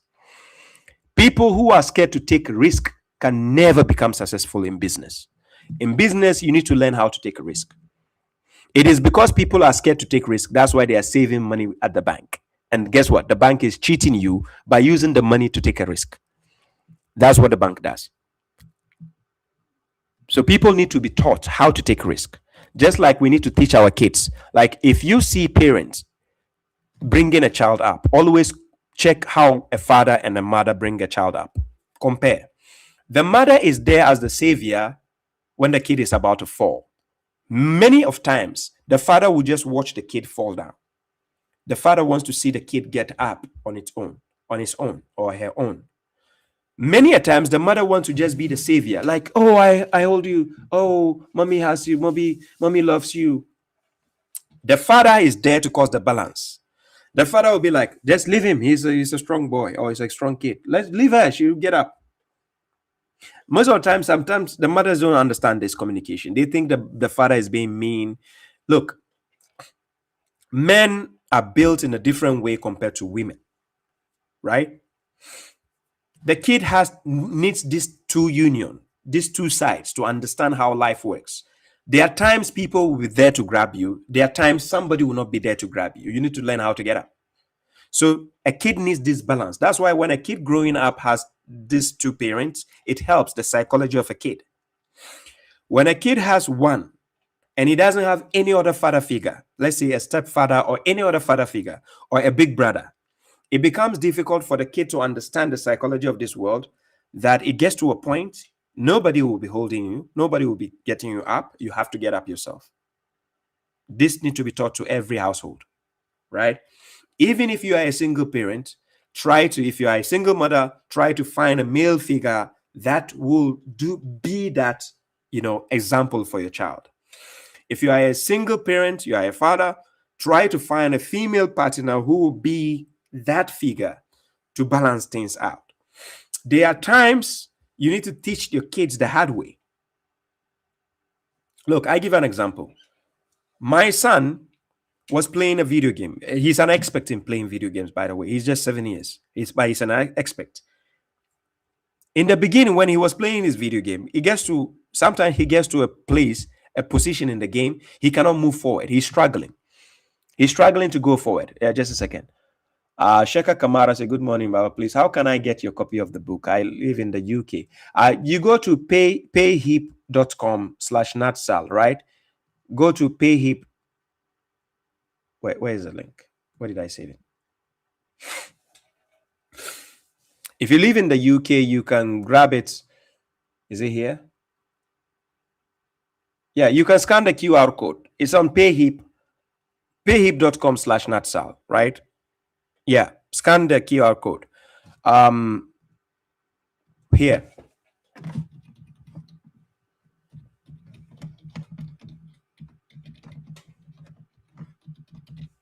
Yes, that link I just pasted. If you're based in the UK, that's the link for you. This one.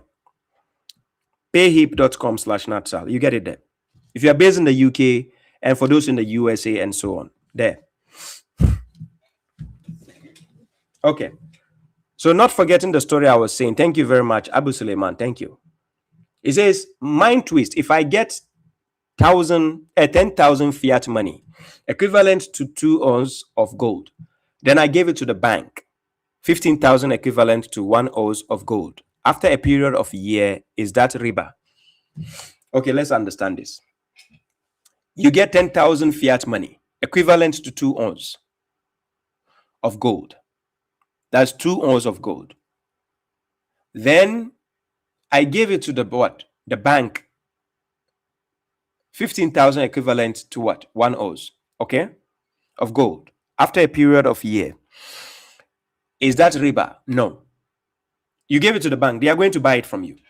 This is business. It's called transaction. This is not riba. That is not riba. That is transaction. Because you have an asset and you are selling it to the bank. I hope you get the point. It is your asset. You are selling it to the bank.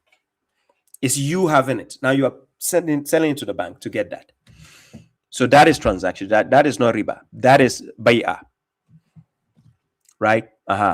So going back.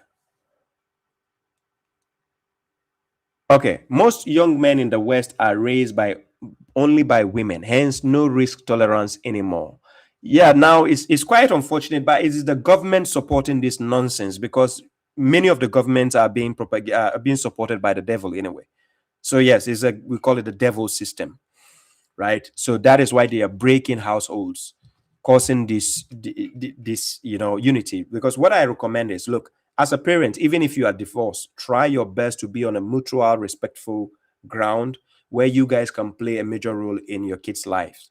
It makes the kids grow healthy, right? It makes the kids understand the role of a father and the role of a mother. They will be in check and understand the balance, right? It's quite unfortunate when some people break up, they go through divorce, they become toxic against each other. So it ends up jeopardizing the relationship with the kids and to make the kids not know which sides to choose. And it's quite unbearable. But understanding this part is very, very essential. Remember, we are like role models to our children. They look up to us. Kids don't just take advice, they watch you and learn from you.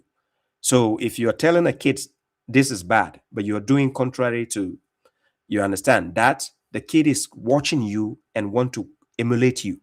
They don't want to listen to what you're saying. So it's quite unfortunate that we have given the power to the government whilst misunderstanding that we are the government. That's why people have the power to file petitions.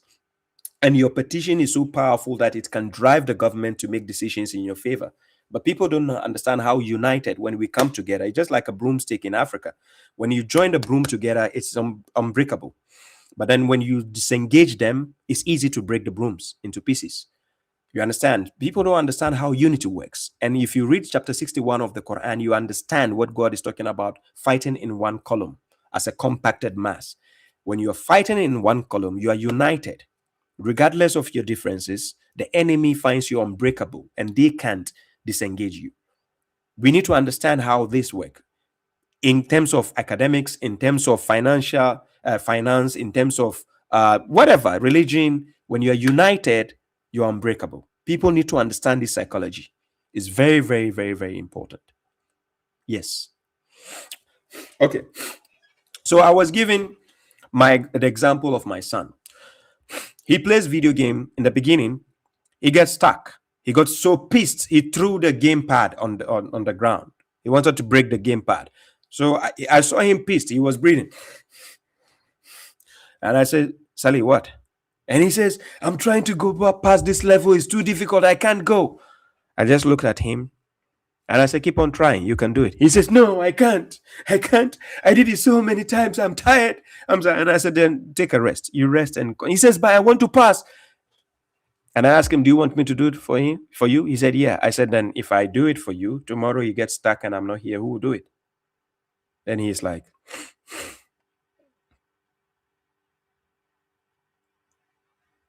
then he started playing, continuous playing. I swear to God, when he made it, he shouted, yay! Like he was so excited when he made it. Yay! He started calling me. He said, Papa, come and see. I did it. I did it. I came and sat next to him. I said, give me 5. He was playing Need for Speed. That's his favorite game, by the way. Need for Speed. And when he did it, I was laughing. By the way, I used to be a video game expert when I was a kid, even at his age. People who know me from Ghana, they will tell you, I used to be a video game expert myself. So like father, like son, right? But I don't play now. He plays. He enjoys that. But when I see what he does, I see myself and I laugh. But the joy in that, seeing him go to the next stage, just with my motivational voice and words, was amazing. I was, yeah, he's playing Most Wanted. Need for Speed Most Wanted. That's his favorite game. And I was just looking at him. He's so excited. Like, you know, and I was like, you were the guy crying just a few minutes ago. You were crying here that you can't do this. I cannot do. And I'm like, but you did it now. Who helped you? He says, he said, I did it. I did it. Now, understand why I'm giving you this example. You see the feeling here. He was just down a few minutes ago. He was down, thinking it's impossible. He gave up, right? But a few minutes later, look, he's excited. He forgot that he was down. Like he had the feeling on how to do it himself. And right now I'm talking that stage, he passes that stage easily when he's playing. He can go back and play that stage easily because the conscious, this is how it works. The eyes can see, the brain works with it, the logic that comes with it. He just learned, he just figured out how to go past that difficult stage. And now he does it with ease. So that's why when you play video games, they have levels. They have easy, they have medium, and they have difficult, they have legendary. If you understand these stages, when you become legendary at playing video games, it sucks to play easy. It sucks to play like a beginner because now you are an expert. How did you become expert? You started with the stages. So in life, similarly, training our kids around us, we need to let each parent play their own role. The mothers are there to show the support, emotional support. The dads are there to teach the logical things straight to the kid. Yes. It doesn't mean the fathers usually don't have this empathy or they don't have this kind of emotional aspect. Men also are very emotional creatures. Yes, men. Yeah. Forget about people keep saying women are emotional. Yeah, women just don't know how to hide it. They just display it every now and then. But men, yes, are very, very emotional. If you see I'm an emotional man, you might think it's a woman. Hey, the men, I'm not coming at you, the men. I'm just telling the truth. Sometimes when you see an emotional man, you might think it's a woman. He will just be lamenting all day. to the extent he will cry more than a woman. I'm serious. You ever seen a man crying? Don't see the man who cry like a baby. He will cry like a baby. No, don't wish for that. Women don't like that, by the way. The man who cries like a baby. Anyways, let's continue.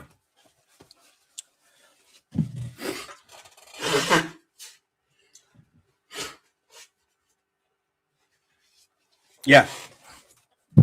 Okay, so let's go. Let's continue here. So we see that notion of banking and mortgage. We see the renting issue. We see business investment. Business investment goes with risk. Please have some knowledge. Apply Quran chapter 17, verse 36, right? Please.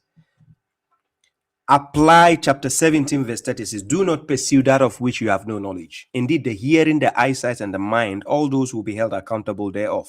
So when it comes to business, don't just chime in, put your money anywhere you see, you think, oh, this is opportunity. No, don't do that. Don't do that with crypto. Don't do that with stocks. Don't do that with investment. Please beware. You understand? Cross-check.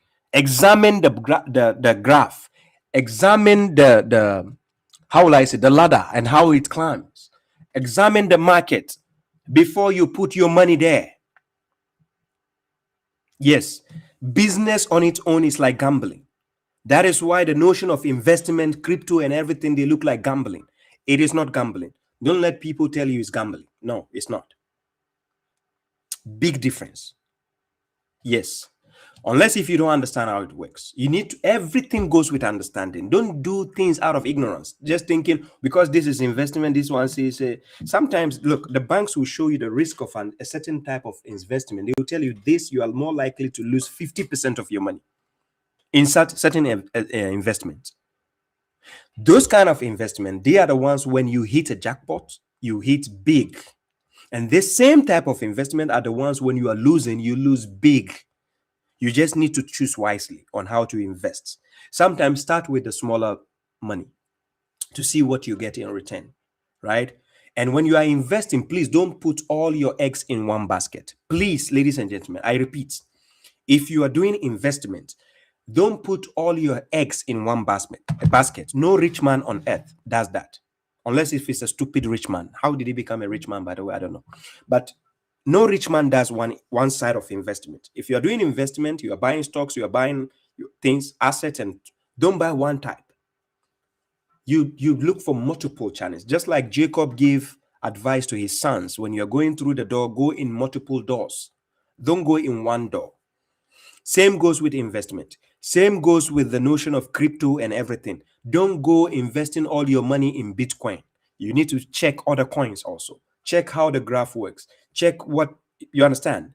So understand how business investment work. Pay close attention. But I advise against savings. Don't use savings. The banks are cheating you. You are making the banks powerful. And you are becoming their slave when you are saving in the bank. You rather invest. You rather buy stocks. You rather buy shares. You understand? Yes, do that. That's business. Okay. Let's continue here. Now, what you need to understand concerning the Quranic injunctions and what? And repentance when it comes to this notion. Number one, in Quran chapter 2, verse 275, when you read up to 281, it clearly defines these verses establish that God outlawed usury while allowing trade and commands believers to leave what remains of usury. Meaning, if a believer owns a banking system, he shouldn't be taking interest, the usury of people. He should rather leave it or give it to charity. Chapter 3, verse 130, instruct believers not to consume usury, doubling and doubling, meaning compounding and compounding. No. Usury, when it comes to lending money and then taking interest double, no. Just like the banks do. You borrow a money from the bank, they lend you money, they put interest, then they keep doubling the interest. Then by the time, if you're supposed to finish paying in 1 year and you delay to 2 years, what happens? The money doubles. It keeps doubling because you are delaying. Do you see the scam? Okay. Chapter 30, verse 39 state that whatever interest is given to increase the wealth of others does not increase with God, meaning you, the one who borrowed the money, when you are bringing back with the interest, you don't get any blessing according to God. No, you don't. Then he says, only charity given for God's sake is multiplied. So according to God, the charity you are giving as the Qardan Hasana, which is a loan to God, that is the one you are getting double reward, not the one you are giving to the banks. You don't get any blessing. Then we are talking about the principal money, right? As mentioned in Quran chapter 2, verse 276 downwards, the principal money, which God says you can keep, which is your money. If a person repents from dealing in usury, listen carefully, they are entitled to keep their principal money, ensuring they neither do wrong nor are they wronged. Your principal money you can keep, but that interest what comes in, you shouldn't consume it. You should go for charity or you leave it for the person. You shouldn't consume it. Never. Okay. Now, all the cases discussed now, in summary, what I want you to understand is, when you throw out the verses of the Quran which talks about riba, which is usury, it is in line with the financial instance of lending money and then adding interest.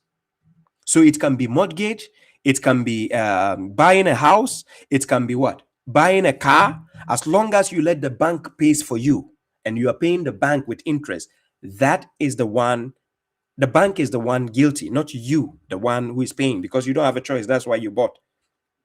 You went to take the car on loan and you're paying installments because you don't have a choice. You needed a car. But God is warning the bank. But how do we get the people, how do we get the bank to compete with the laws of God? We are the government. We need to let the government listen to us. But the people are disunited, following their own interest. Okay. So now, the sources explicitly, all the sources I gave, reject the argument that transaction is only what? Usury. You cannot equate transaction with riba, usury. They are not the same. There's a big difference. Now, when we understand what God describes in the context of the Quran, we can see here, principal money, your own money that you have put into this, is what you need to get back. So when we are talking about the principal money, if you borrowed, you lend somebody $100, it is your $100 you are getting back. You shouldn't be going for the interest, the profit on that money from lending somebody money. You shouldn't be looking for that. It goes against God, right? So when you go to the scholarship of the sectarians, the traditional scholars claiming taking any loan with interest is forbidden. According to the traditional scholars, they are telling you, you the one taking the loan, also you are guilty. You the one collecting, the debt, like the one who is going for the loan, the borrower. They are telling you are guilty. No, the Quran doesn't say. Anybody who says the borrower is guilty, let them give you one verse where it says the borrower is guilty. Nobody can give you such a verse. It doesn't exist in the Quran. Right? Now,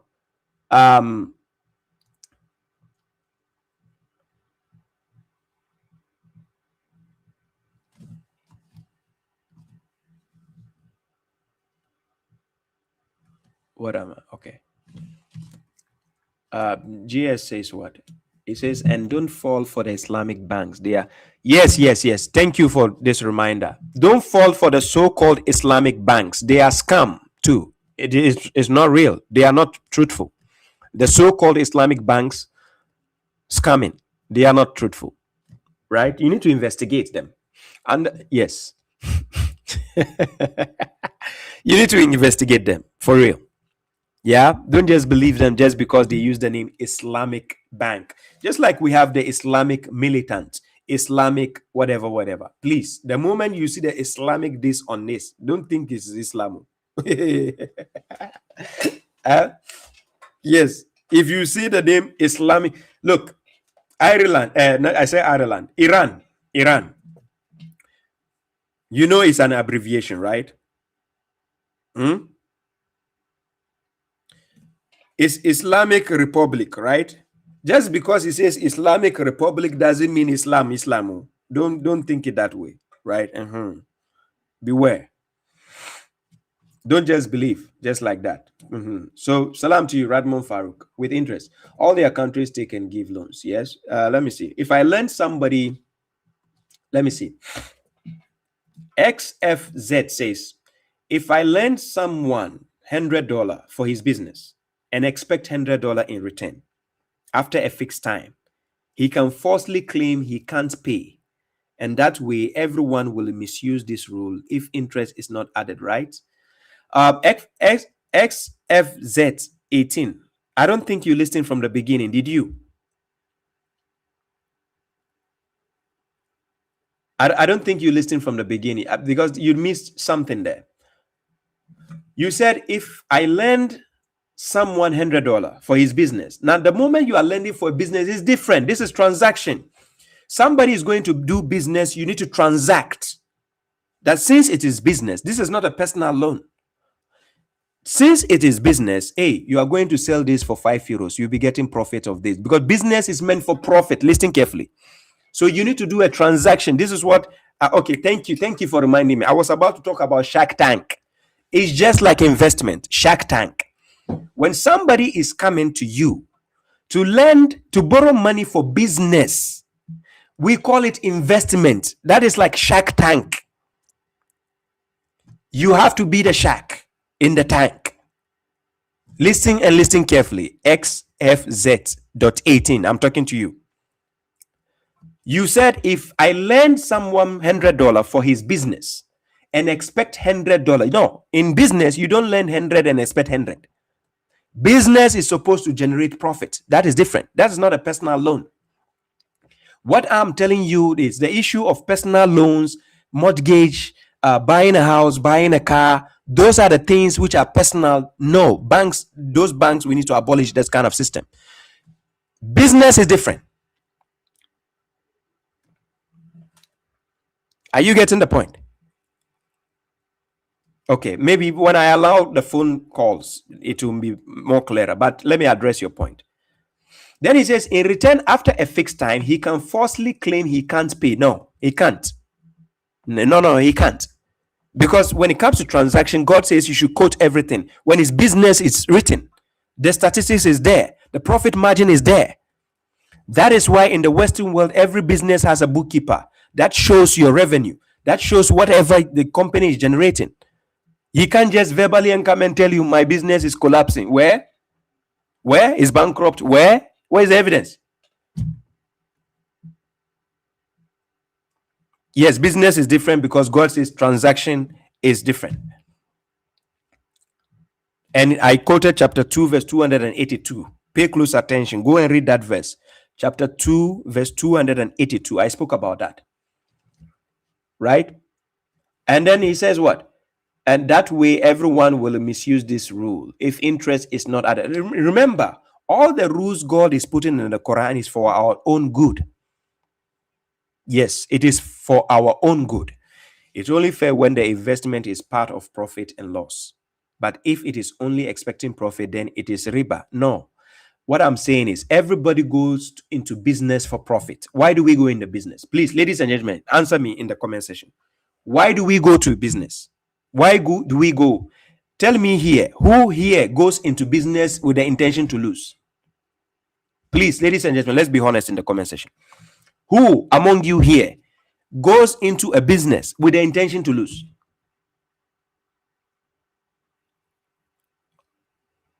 Ladies and gentlemen, please help me out. We are not saying there's no possibility of lose. Understand the mentality I'm using here.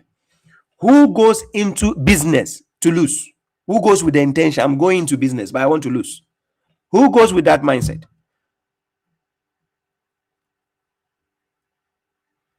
Zabuta Buta, what I want you to understand is I want you to understand the notion of transaction and business. That's what I want you to understand, why God is using that word.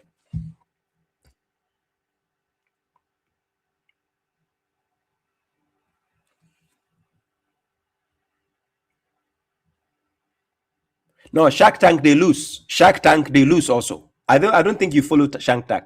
Shark Tank, they've done certain investment, they lose. It doesn't profit. And then they disengage. Shark Tank, I don't think you follow all the series, right?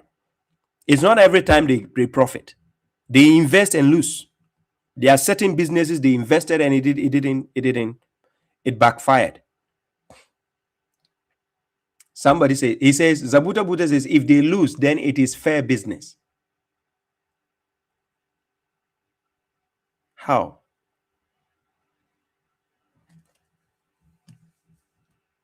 How? I don't get what you mean.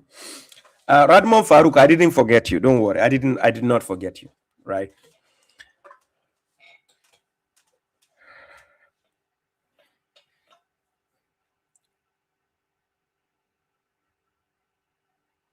Guys, anybody here watch Shark Tank? Anybody watches Shark Tank here?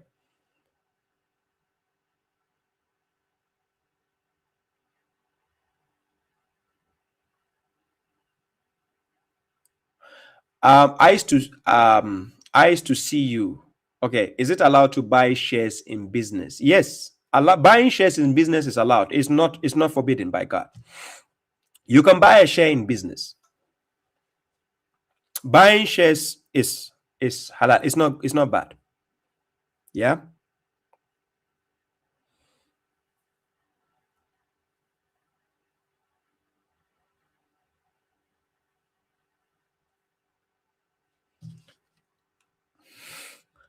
Zabuta Buta says profit and loss is part of business. Yes, it is part. I know. But I mean, who goes into business to lose? Nobody goes with that mindset. If you know you are going to lose, why will you put your money? No. Any wise person out there who knows this business is a losing business, they will not put their money. No. Nobody wants to do that. But if it is only profit, then investment is not right. I don't understand. Zabuta Buta, please, anybody reading the comment of Zabuta Buta on TikTok? I don't think that comment is making sense to me. We are for you to find time and pay us visit. Yeah, God over everything, no problem, inshallah. Time will tell. I'll visit you guys, inshallah. In UK, we have Dragon Den program. Yes, Dragon Den, I've watched that also. I recommend people should be watching these kind of programs, right? It gives you the clue. It gives you an idea of people who run the world and what makes them run the world. Investments, buying shares in companies, investing. It makes you powerful. You have a say in every direction. That is what the rich men do. That's what makes you feel like they are powerful. They invest, take the profit here, put it here, put it there, put it there. So they don't lose. And they don't lose. Even if they lose here, they gain here. She says, but brother, the money is not backed by anything. They just print money and inflate it. Yes, that's why we have to go back to assets. Username 111. That's why you have to go back to assets. If you have watched my lecture from the beginning, God defines what we call amwal. Amwal is assets. Your assets is money, not the paper money. So we have to go back to assets. Owning assets makes it the money itself, not the paper money, not the currency. That's why they give it the name currency. It flows. Just like your electricity. It's gone. So in business transactions, if the borrower cannot keep his word, will it be right to extend the time he has to repay? Yeah, that's why it has to be written down. Chapter 2, verse 282. It has to be written down. Yes, according to God, you have to extend time. You have to respite. I quoted all these verses. Maybe if you rewatch this lecture, you get your answer. XFZ. If you rewatch this lecture, you get your answer. I answered all this part in the beginning. Right? The silent Baba says, how in the world do you know all this stuff? Mom, thank you. God bless you. But it's God, right? All this knowledge is embedded in the Quran. Remember, chapter 36, verse 2. Yasin wal Quran al Hakim, by the wise Quran, by the wise reading. All this wisdom is found in the book. It depends how you channel it to the right portions. The knowledge is there. Yes. Abdi says, can we examine the account of Adam and Iblis? It is, please, that's not the topic for today. Please. Let's focus on what we are talking about. Stay focused on the topic, please.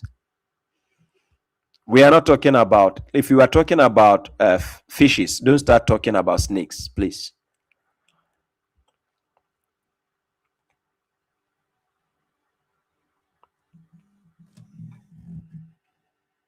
Okay.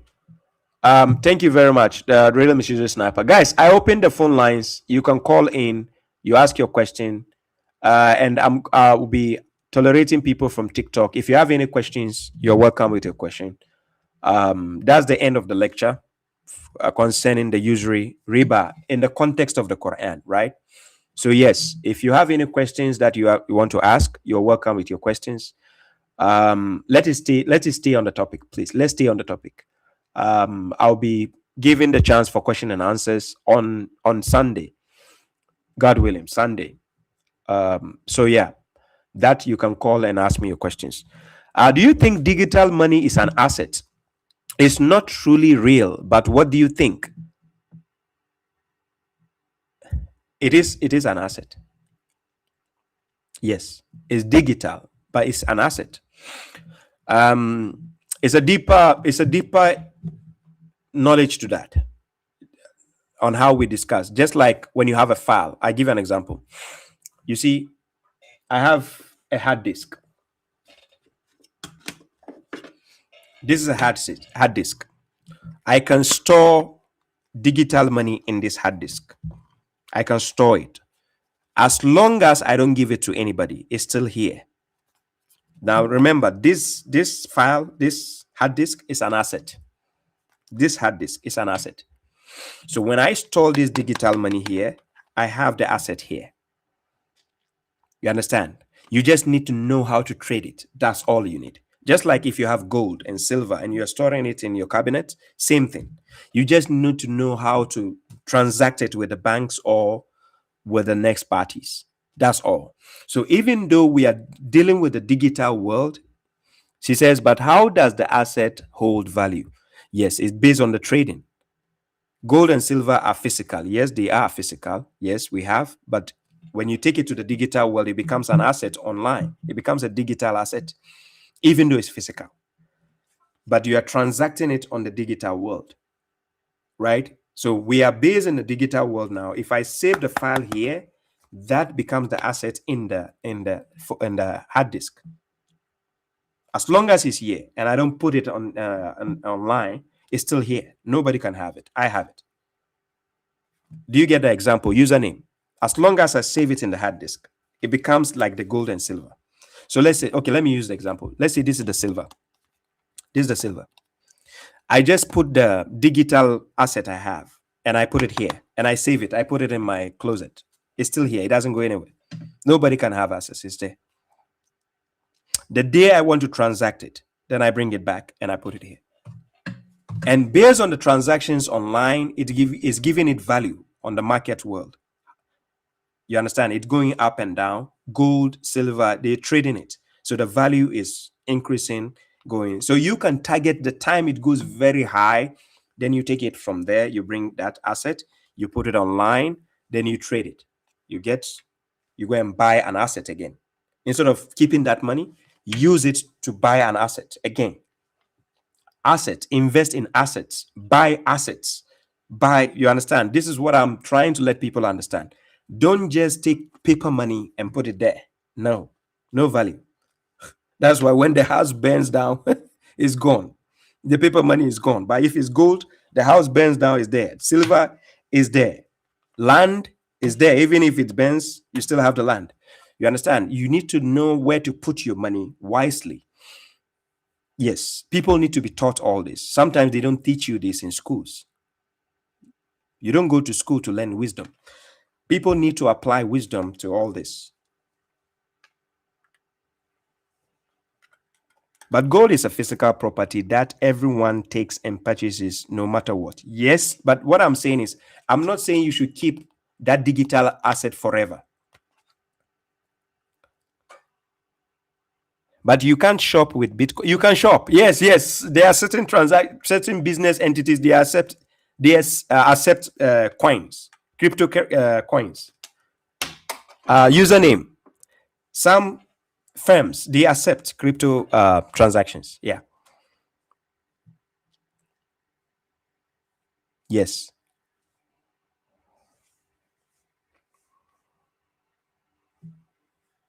I think user 11. What I want you to do is try to read the African history of trade, how trading started in Africa, like in terms of trading in the olden days without money, paper money. It's done by assets, and I'll use something against the value of the asset you have. It's the same transaction we are doing today in terms of digital money and so on. Yes, like that. Like that. So when you understand the psychology that goes with that, you know the value of your own asset and how to trade it, how to exchange it, right? But assets are always physical and backed by something physical. Yeah, you can make it physical. Your asset, you can make it. This is why the rich people, they borrow against their assets. You have to use something physical, then you go and borrow against it because you need the money to do something, right? In the world where they need the money, because they don't need your, let's say I have this bottle, this asset, and it's worth 1 million. I cannot use this bottle to buy anything, right? So what I do is, since we are dealing with paper money, I need to take this to the bank and show them that I have this. So I need to borrow money against this. Give me. Then I go and do whatever I want to do. And I still have this. But it's on the market and generating money. Yes, that's the value. Yes. So me having gold, I recommend people to invest in things like gold, silver, assets, and physical assets. Invest in that. But the notion of the digital money is you understanding how the digital money works in the first place. When you gain the profit, go and find a physical asset. Don't depend on the digital money forever. It's dangerous. It can collapse. Danger. So when you gain that profit from the digital world, then run as fast as you can, more than fast and furious. Then you go and get the physical asset. Yes, that's what you do. That's what a lot of the rich people do. That's why they have properties.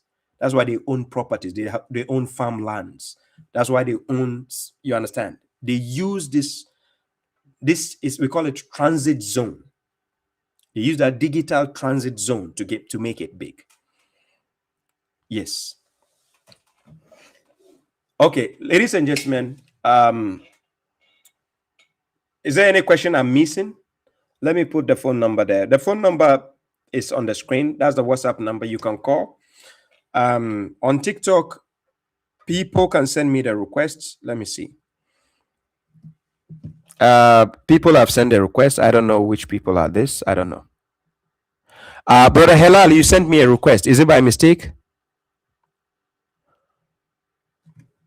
Brother Helal, you sent me a request. Is it by mistake? Yes. The safest asset is property. Yes, yeah. If it's insured, property, you have to insure it. And it depends what property you're talking about. Is it a farmland? Is it a house? Is it? It's a mistake, right? We have 11 requests. No, don't bring all of them. Sometimes it's by mistake. I need to be sure what they. Yeah, people need to be taught all this. They need to know the right assets to buy, to invest in. People need to learn all this. Don't keep putting all your money into crypto or digital. No, it's dangerous. Please, I advise people, don't put all your eggs in one basket. It's dangerous. You need to know how to mobilize and also, economize certain things, right?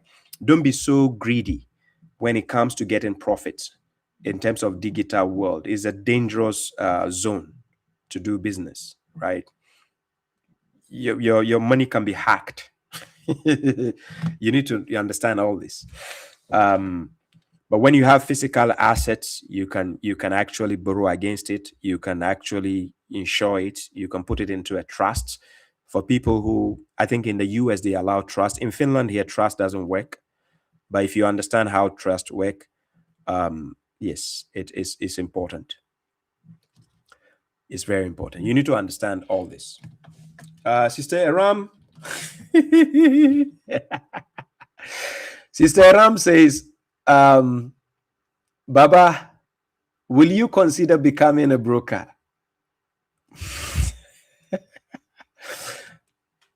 No, I don't think that is where I want to put my knowledge into. No, I don't think.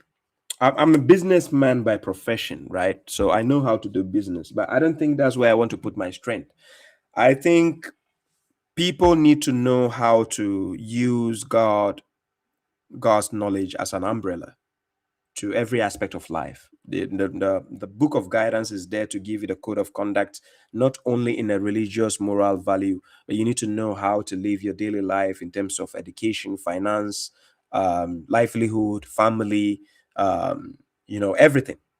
That's what the Quran is here for. Quran is not only here to teach you that, oh, you need to pray and go to heaven. No.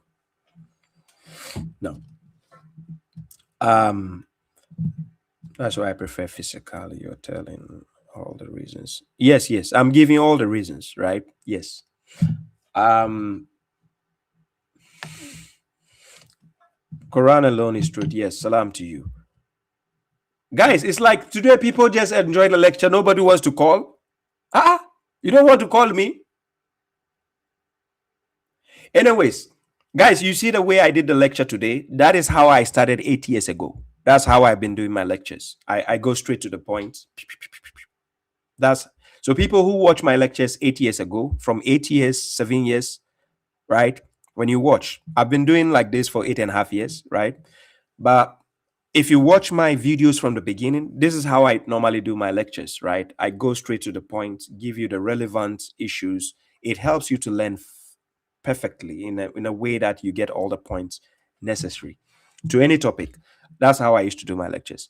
The reason why lately I started doing reaction, because I can't keep doing the same thing forever. So I have to change, every timeline determines the style you have to go with.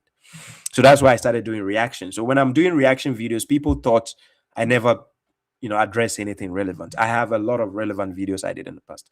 However, there are certain topics I need to retackle. For instance, the children of Israel. I'm going to do um, a new version of it. So I'm going to retackle the top topic, the children of Israel. So anticipate. This is the usury issue was a long time coming. People wanted me to do it again. So this is the usury full lecture. Yeah. So I'm going to be doing the children of Israel full lecture again. And maybe you can remind me, through the comment section, and I will know which one to redo. So when I redo any new video, I take down the old video down, right? Even though don't expect something new, you just you just expect an advanced version of barbershop, but I'm not going to say something new, right? I'm going to say similar things or same things, but in an advanced way. Yeah, that's just what you're getting. Yeah, salam, Refuge on Stone. Salam for coming. This man works for Israel. Oh, really? Still Good says, I work for Israel. Really? Which of the Israel, by the way? And can you show me the contract? And how do I work for them, please? Still Good. Let me bring this kind of person up. Let me bring. Or you just want me to talk to him? Come. Bluetooth. Still Good. Bluetooth connected. I sent you a request. Still Good. Please come.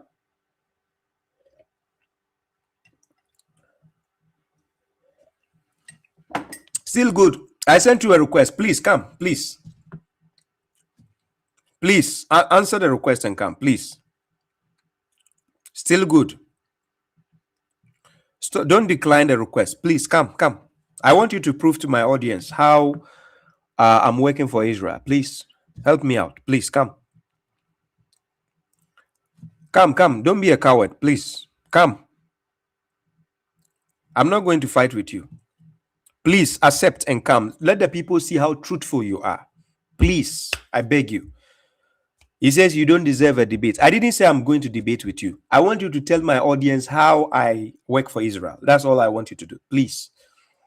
Then you show them the evidence. Please come. Don't be a coward. I'm not, you see my face. I'm not scary. Please come. Please. Biko, I beg you. In the name of God, come. Show my people how I work for Israel. Or how I was. Yes, he can't even spell. He says you are trained in Israel. Really? He can't even spell Israel. He says Israel. Still Good. I'm begging you. He's a big fan, by the way. He cannot stay away from my program. This is hilarious. They keep waiting for Imam and letting Zionist corruption spread. Just waiting. Exactly.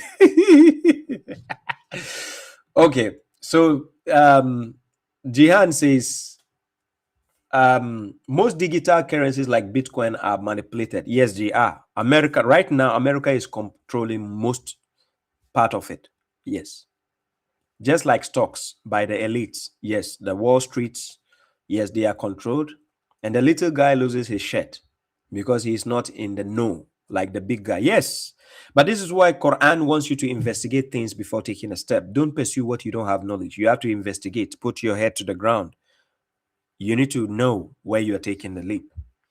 When a mouse is being caught, the trap is set. The fish is put there for the mouse to come and eat before the trap catches it. You understand?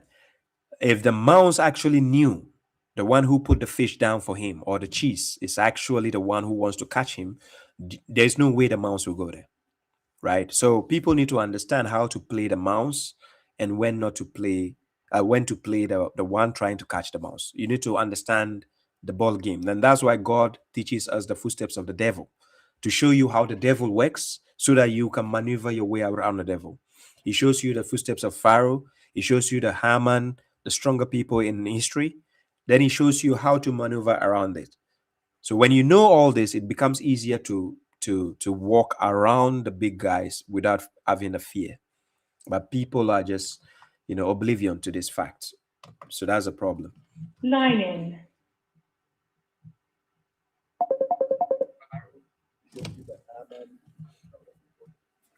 Hello. Yeah, salam. Hello, salam, bro. How are you? Alhamdulillah, I'm doing well. Your name and where you're calling from? Well, I'm calling from England. Name Abdi, but then that's the name I was given. It's not the name that God gave me. No problem. How may I help you, bro? Yeah, no. This is not Baba Shoaib. Sounds like someone else. Huh? This is not Baba Shoaib. This is not Baba Shoaib? No, it's not. Really? I don't know his voice. You said this is not Baba Shoaib? No, this is not. This is not your voice. Are you watching Are you watching my live stream? That's correct. No, then there's a replay. It's a playback. When you're watching the live stream, it's delayed. If you're calling, no, I can hear your voice now. Yeah, it definitely sounds like you. Sorry, but I thought it was someone else.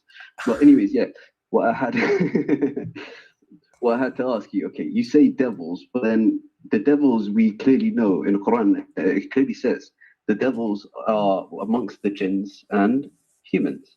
Yeah. So it's not an external thing. It's more of an internal thing. Internal? All have. Every single being has a jinn inside of them. Not a jinn, sorry, stuff. A shaitan inside of them. Every single one of us. Where does it say and that? Then it clearly tells you where we have jinn. No. What was it point of correction. You say everybody has a shaitan. Not jinn, sorry, not a jinn, sorry, shaitan, sorry. Yeah. No, wait.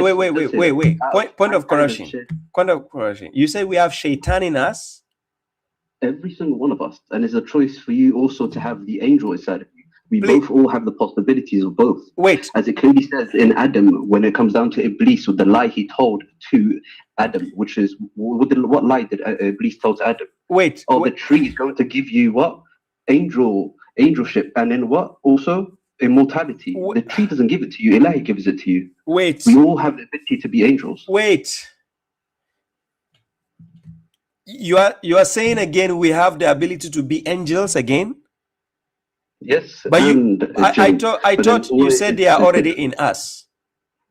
Yeah, they're already in us. We have the we ourselves have the capability and choices here. This is where we're going to actualize it. The whole purpose of this world is to actualize the thing that you go on ahead and God already knows what you're going to actualize. It's just here, so you actualize it. Can't say, oh, you didn't give me a chance.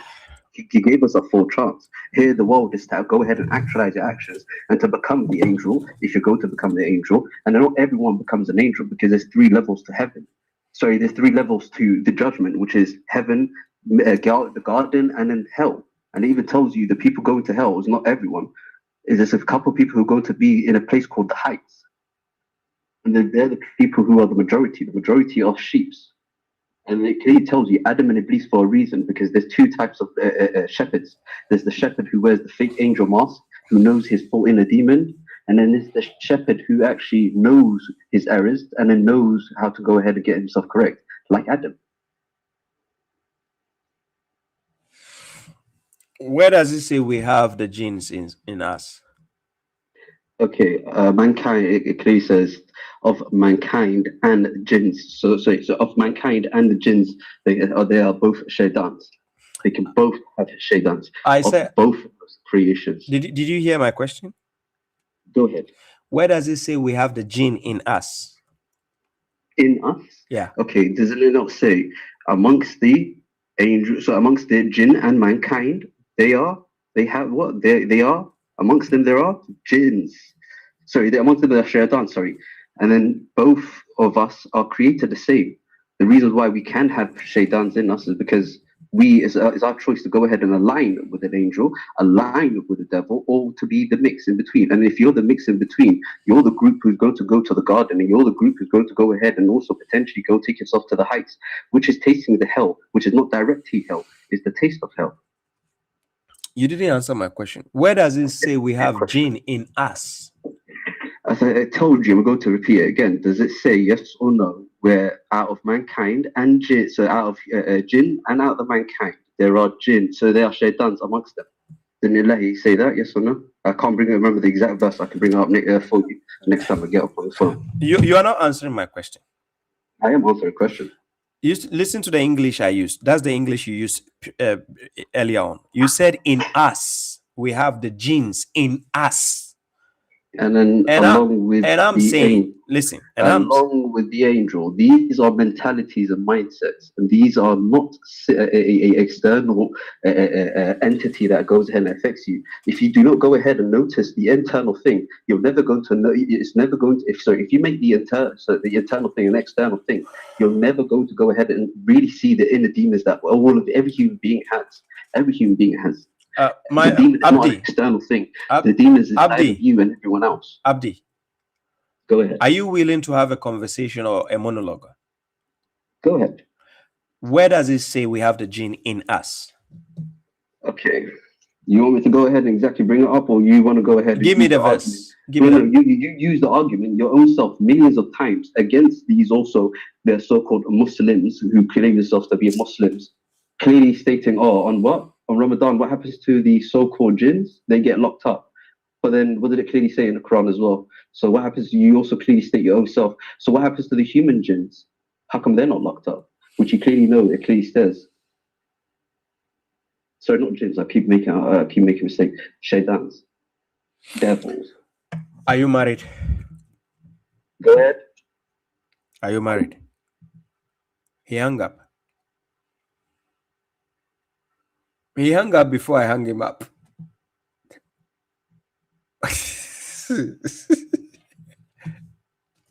Hey.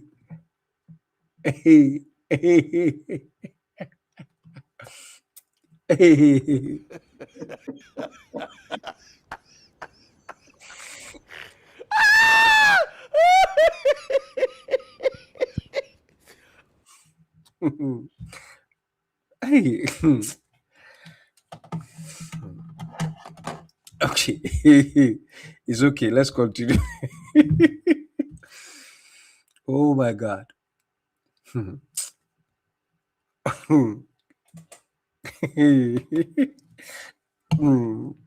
I'm short for words. Yeah, he didn't want to be told to go and get married. So he just hey. Balo world. It's not easy. It's not easy. I'm serious. It's difficult. I'm serious. This world, no balance. I'm serious. It's not easy.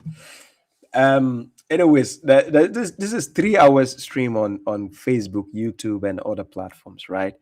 I just need 1 hour more on TikTok, right? I might need to end the stream on YouTube and other platforms, except TikTok, right? So for YouTube and other platforms here, if you don't have any other question for me, I might need to end the stream. And we says my boy couldn't tell the difference between a jinn devil or an angel. Exactly. Yes. Yeah. Somebody says bring him back. I didn't take him off. He left. I didn't take him off. No, I didn't. I just asked him if he's married, and he just left. He went to go and get married. It was fun. It was fun. He doesn't want to have a conversation. He was just having a monologue. Yes, I see you. Ayah Hani, salam to you. You're welcome. Yeah, he doesn't want to go and get married. Yes. When I said, are you married? He just left. I was writing all this down for a Halloween movie. You see the irony of this. You see the irony of this is, you see, when people are watching you speak on your videos and they think it's an easy thing. They think you just come on and say things and run away. That's not how it works, right? Baba Shoaib, I only speak about things I know and I can prove. I don't go speaking about things I don't know. So when I'm talking, I'm ready to be questioned and I'm ready to also ask questions. So I find out that many of the people who come here to spew their point of view, when I ask them question, it becomes like a problem. Like they find it problematic to answer because then the person just sit down in his room, talk to himself, and think he's making sense. So when he comes out to the world and he's questioned, he's like, oh snap, uh, mm, yeah, they don't know what to say. So it happens like that. Correctional officer, I've been watching you for a few days. You crack me up every time. Thank you very much. Hey, he's calling back. Oh, I think he's calling back. Wait. Yeah. Sorry, my phone died.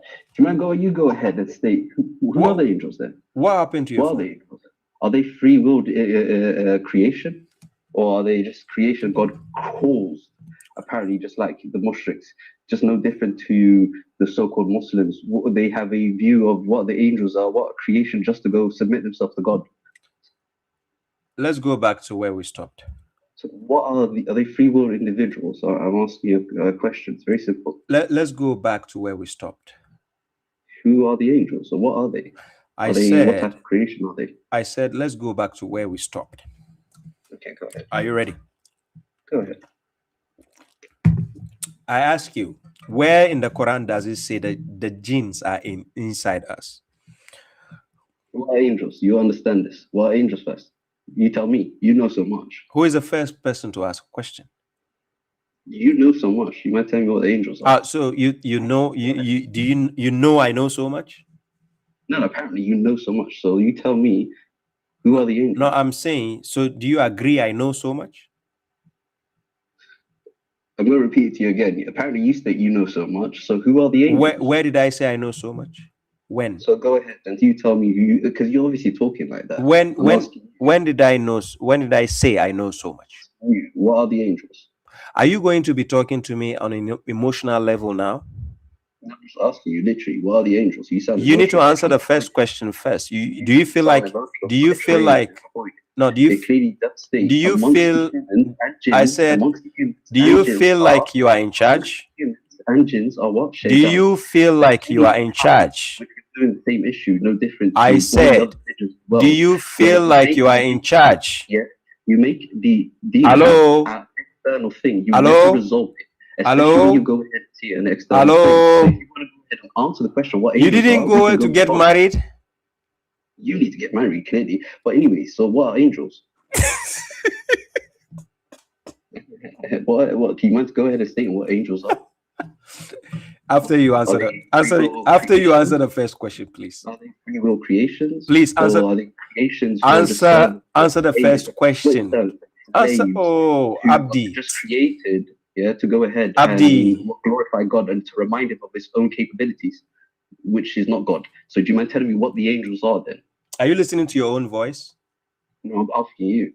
You don't want to answer, but yet you want to repeat anything else but avoid answering the question. Because I'm the first to ask you a question. After you've answered that, that means you have a respect. Then I'll answer. A childish game. You're the one who's here to go answer questions to others. So I'm asking you the question: who are angels? No, you don't make a claim on my platform and go scot-free. Are the angels, dude? Do you feel like you are in charge? Are they free will individuals? I'm asking you, do you feel like you're in charge? So the question doesn't change. As long as you want to go ahead, and once you want to answer, I will actually go ahead and answer the first question. The same question again and again. But it just take one button to kick you, and I already have a content on you. You'll be popular. I'm going to make you famous.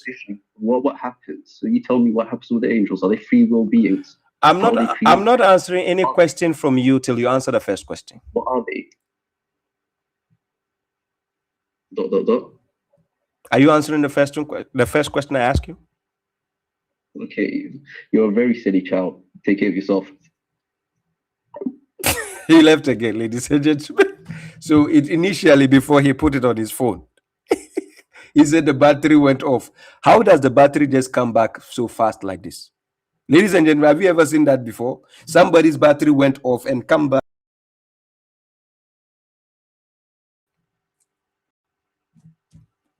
Ladies and is it possible? Somebody's phone, he says the battery went off, but he just came back. Whose battery does that? Now I just said answer the first question is a problem. Hey, my God. Hey, the first question I ask you before you draw, I say answer that one, then I can answer yours. Is a problem now. Somebody say I just spoke to a gene. No, the gene is too smart for that. No gene speaks like this. Yeah, he called me a silly child after he acting a child. He's calling me a child. Oh my God. Today I'm wearing blue. He's lucky I'm in a good mood. I'm wearing my favorite color. Anyways, he's so hurt that I'm going to use him for content. Yes, thank you very much, RJ838. Yes. Anyways, I know he's using a fake name, Abdi.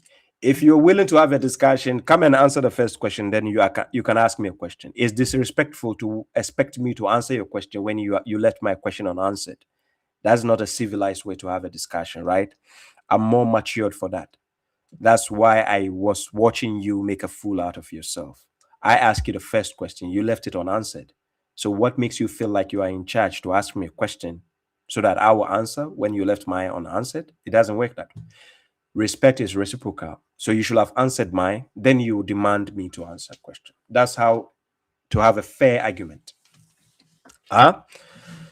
Yes. Somebody just came late and he says I should explain why interest is bad. Please, if you want to be a good student, go back and watch the replay. Simple. Right? Go back and watch the replay. That's how to be a good student. You just came late. You don't be asking questions when people sat here for hours to listen to a lecture.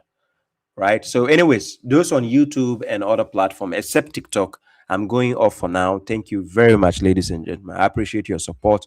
Unlike every time, I don't do live streams on Friday nights. But yes, I chose Friday nights because of the internet service provider that I changed. But thank you for the support to all those who send the gifts, the super chats, the comments, the likes, as well as the callers. Those who hate me, those who don't hate me. Thank you. Abdi makes up for your lack of frustrating callers today. Exactly. Abdi made up for all the callers, the Sunnis who normally call on my live stream. Abdi made up for all that. Right. So, guys, thank you very much. For those on the other streams, I'm going to stay on TikTok for one more hour before I go. The daybreak comes very early now in Finland. I think by 4:15 it is already sunrise. So yeah, I have to leave by 4 a.m. So guys, thank you very much. I appreciate all of you. God bless you. You see, I took the glasses out, but I took the one with a gray area. I'm not in a harsh mood today, right? I will have used the one with the red. When I use the one for the red, you know I'm dealing with a mushrik. If you see the red here, that's what I use for the mushriks and the pagans. When you see I'm using the gray, it means I'm not in the mood to bite. So I wasn't in the mood to bite. I was just being, polite and gentle with him. So, guys, thank you very much. I appreciate all of you. Till we meet again. You can rewatch the stream to benefit from all the evidences I gave from the beginning. God bless you all. I appreciate all of you. Thank you for the comments. Moderators, the Cyrus Black, thank you. JS, Jazby, Eyes to See, Sister Iram, The Real Mishizu Sniper, Farazia Boots. So this is for those on YouTube and other platforms, except TikTok. TikTok, I'm here. Stay put. Don't go, please. Thank you very much. This is where the live stream comes to an end. And for the video I played in the beginning for that Sunni guy, don't worry. I know he's not making sense, but yes, I'll tackle him next week, God willing. So I just use him to open the dance floor. But anyways, I'm out. Peace. Always give them a reason to remember your name. As a correctional officer,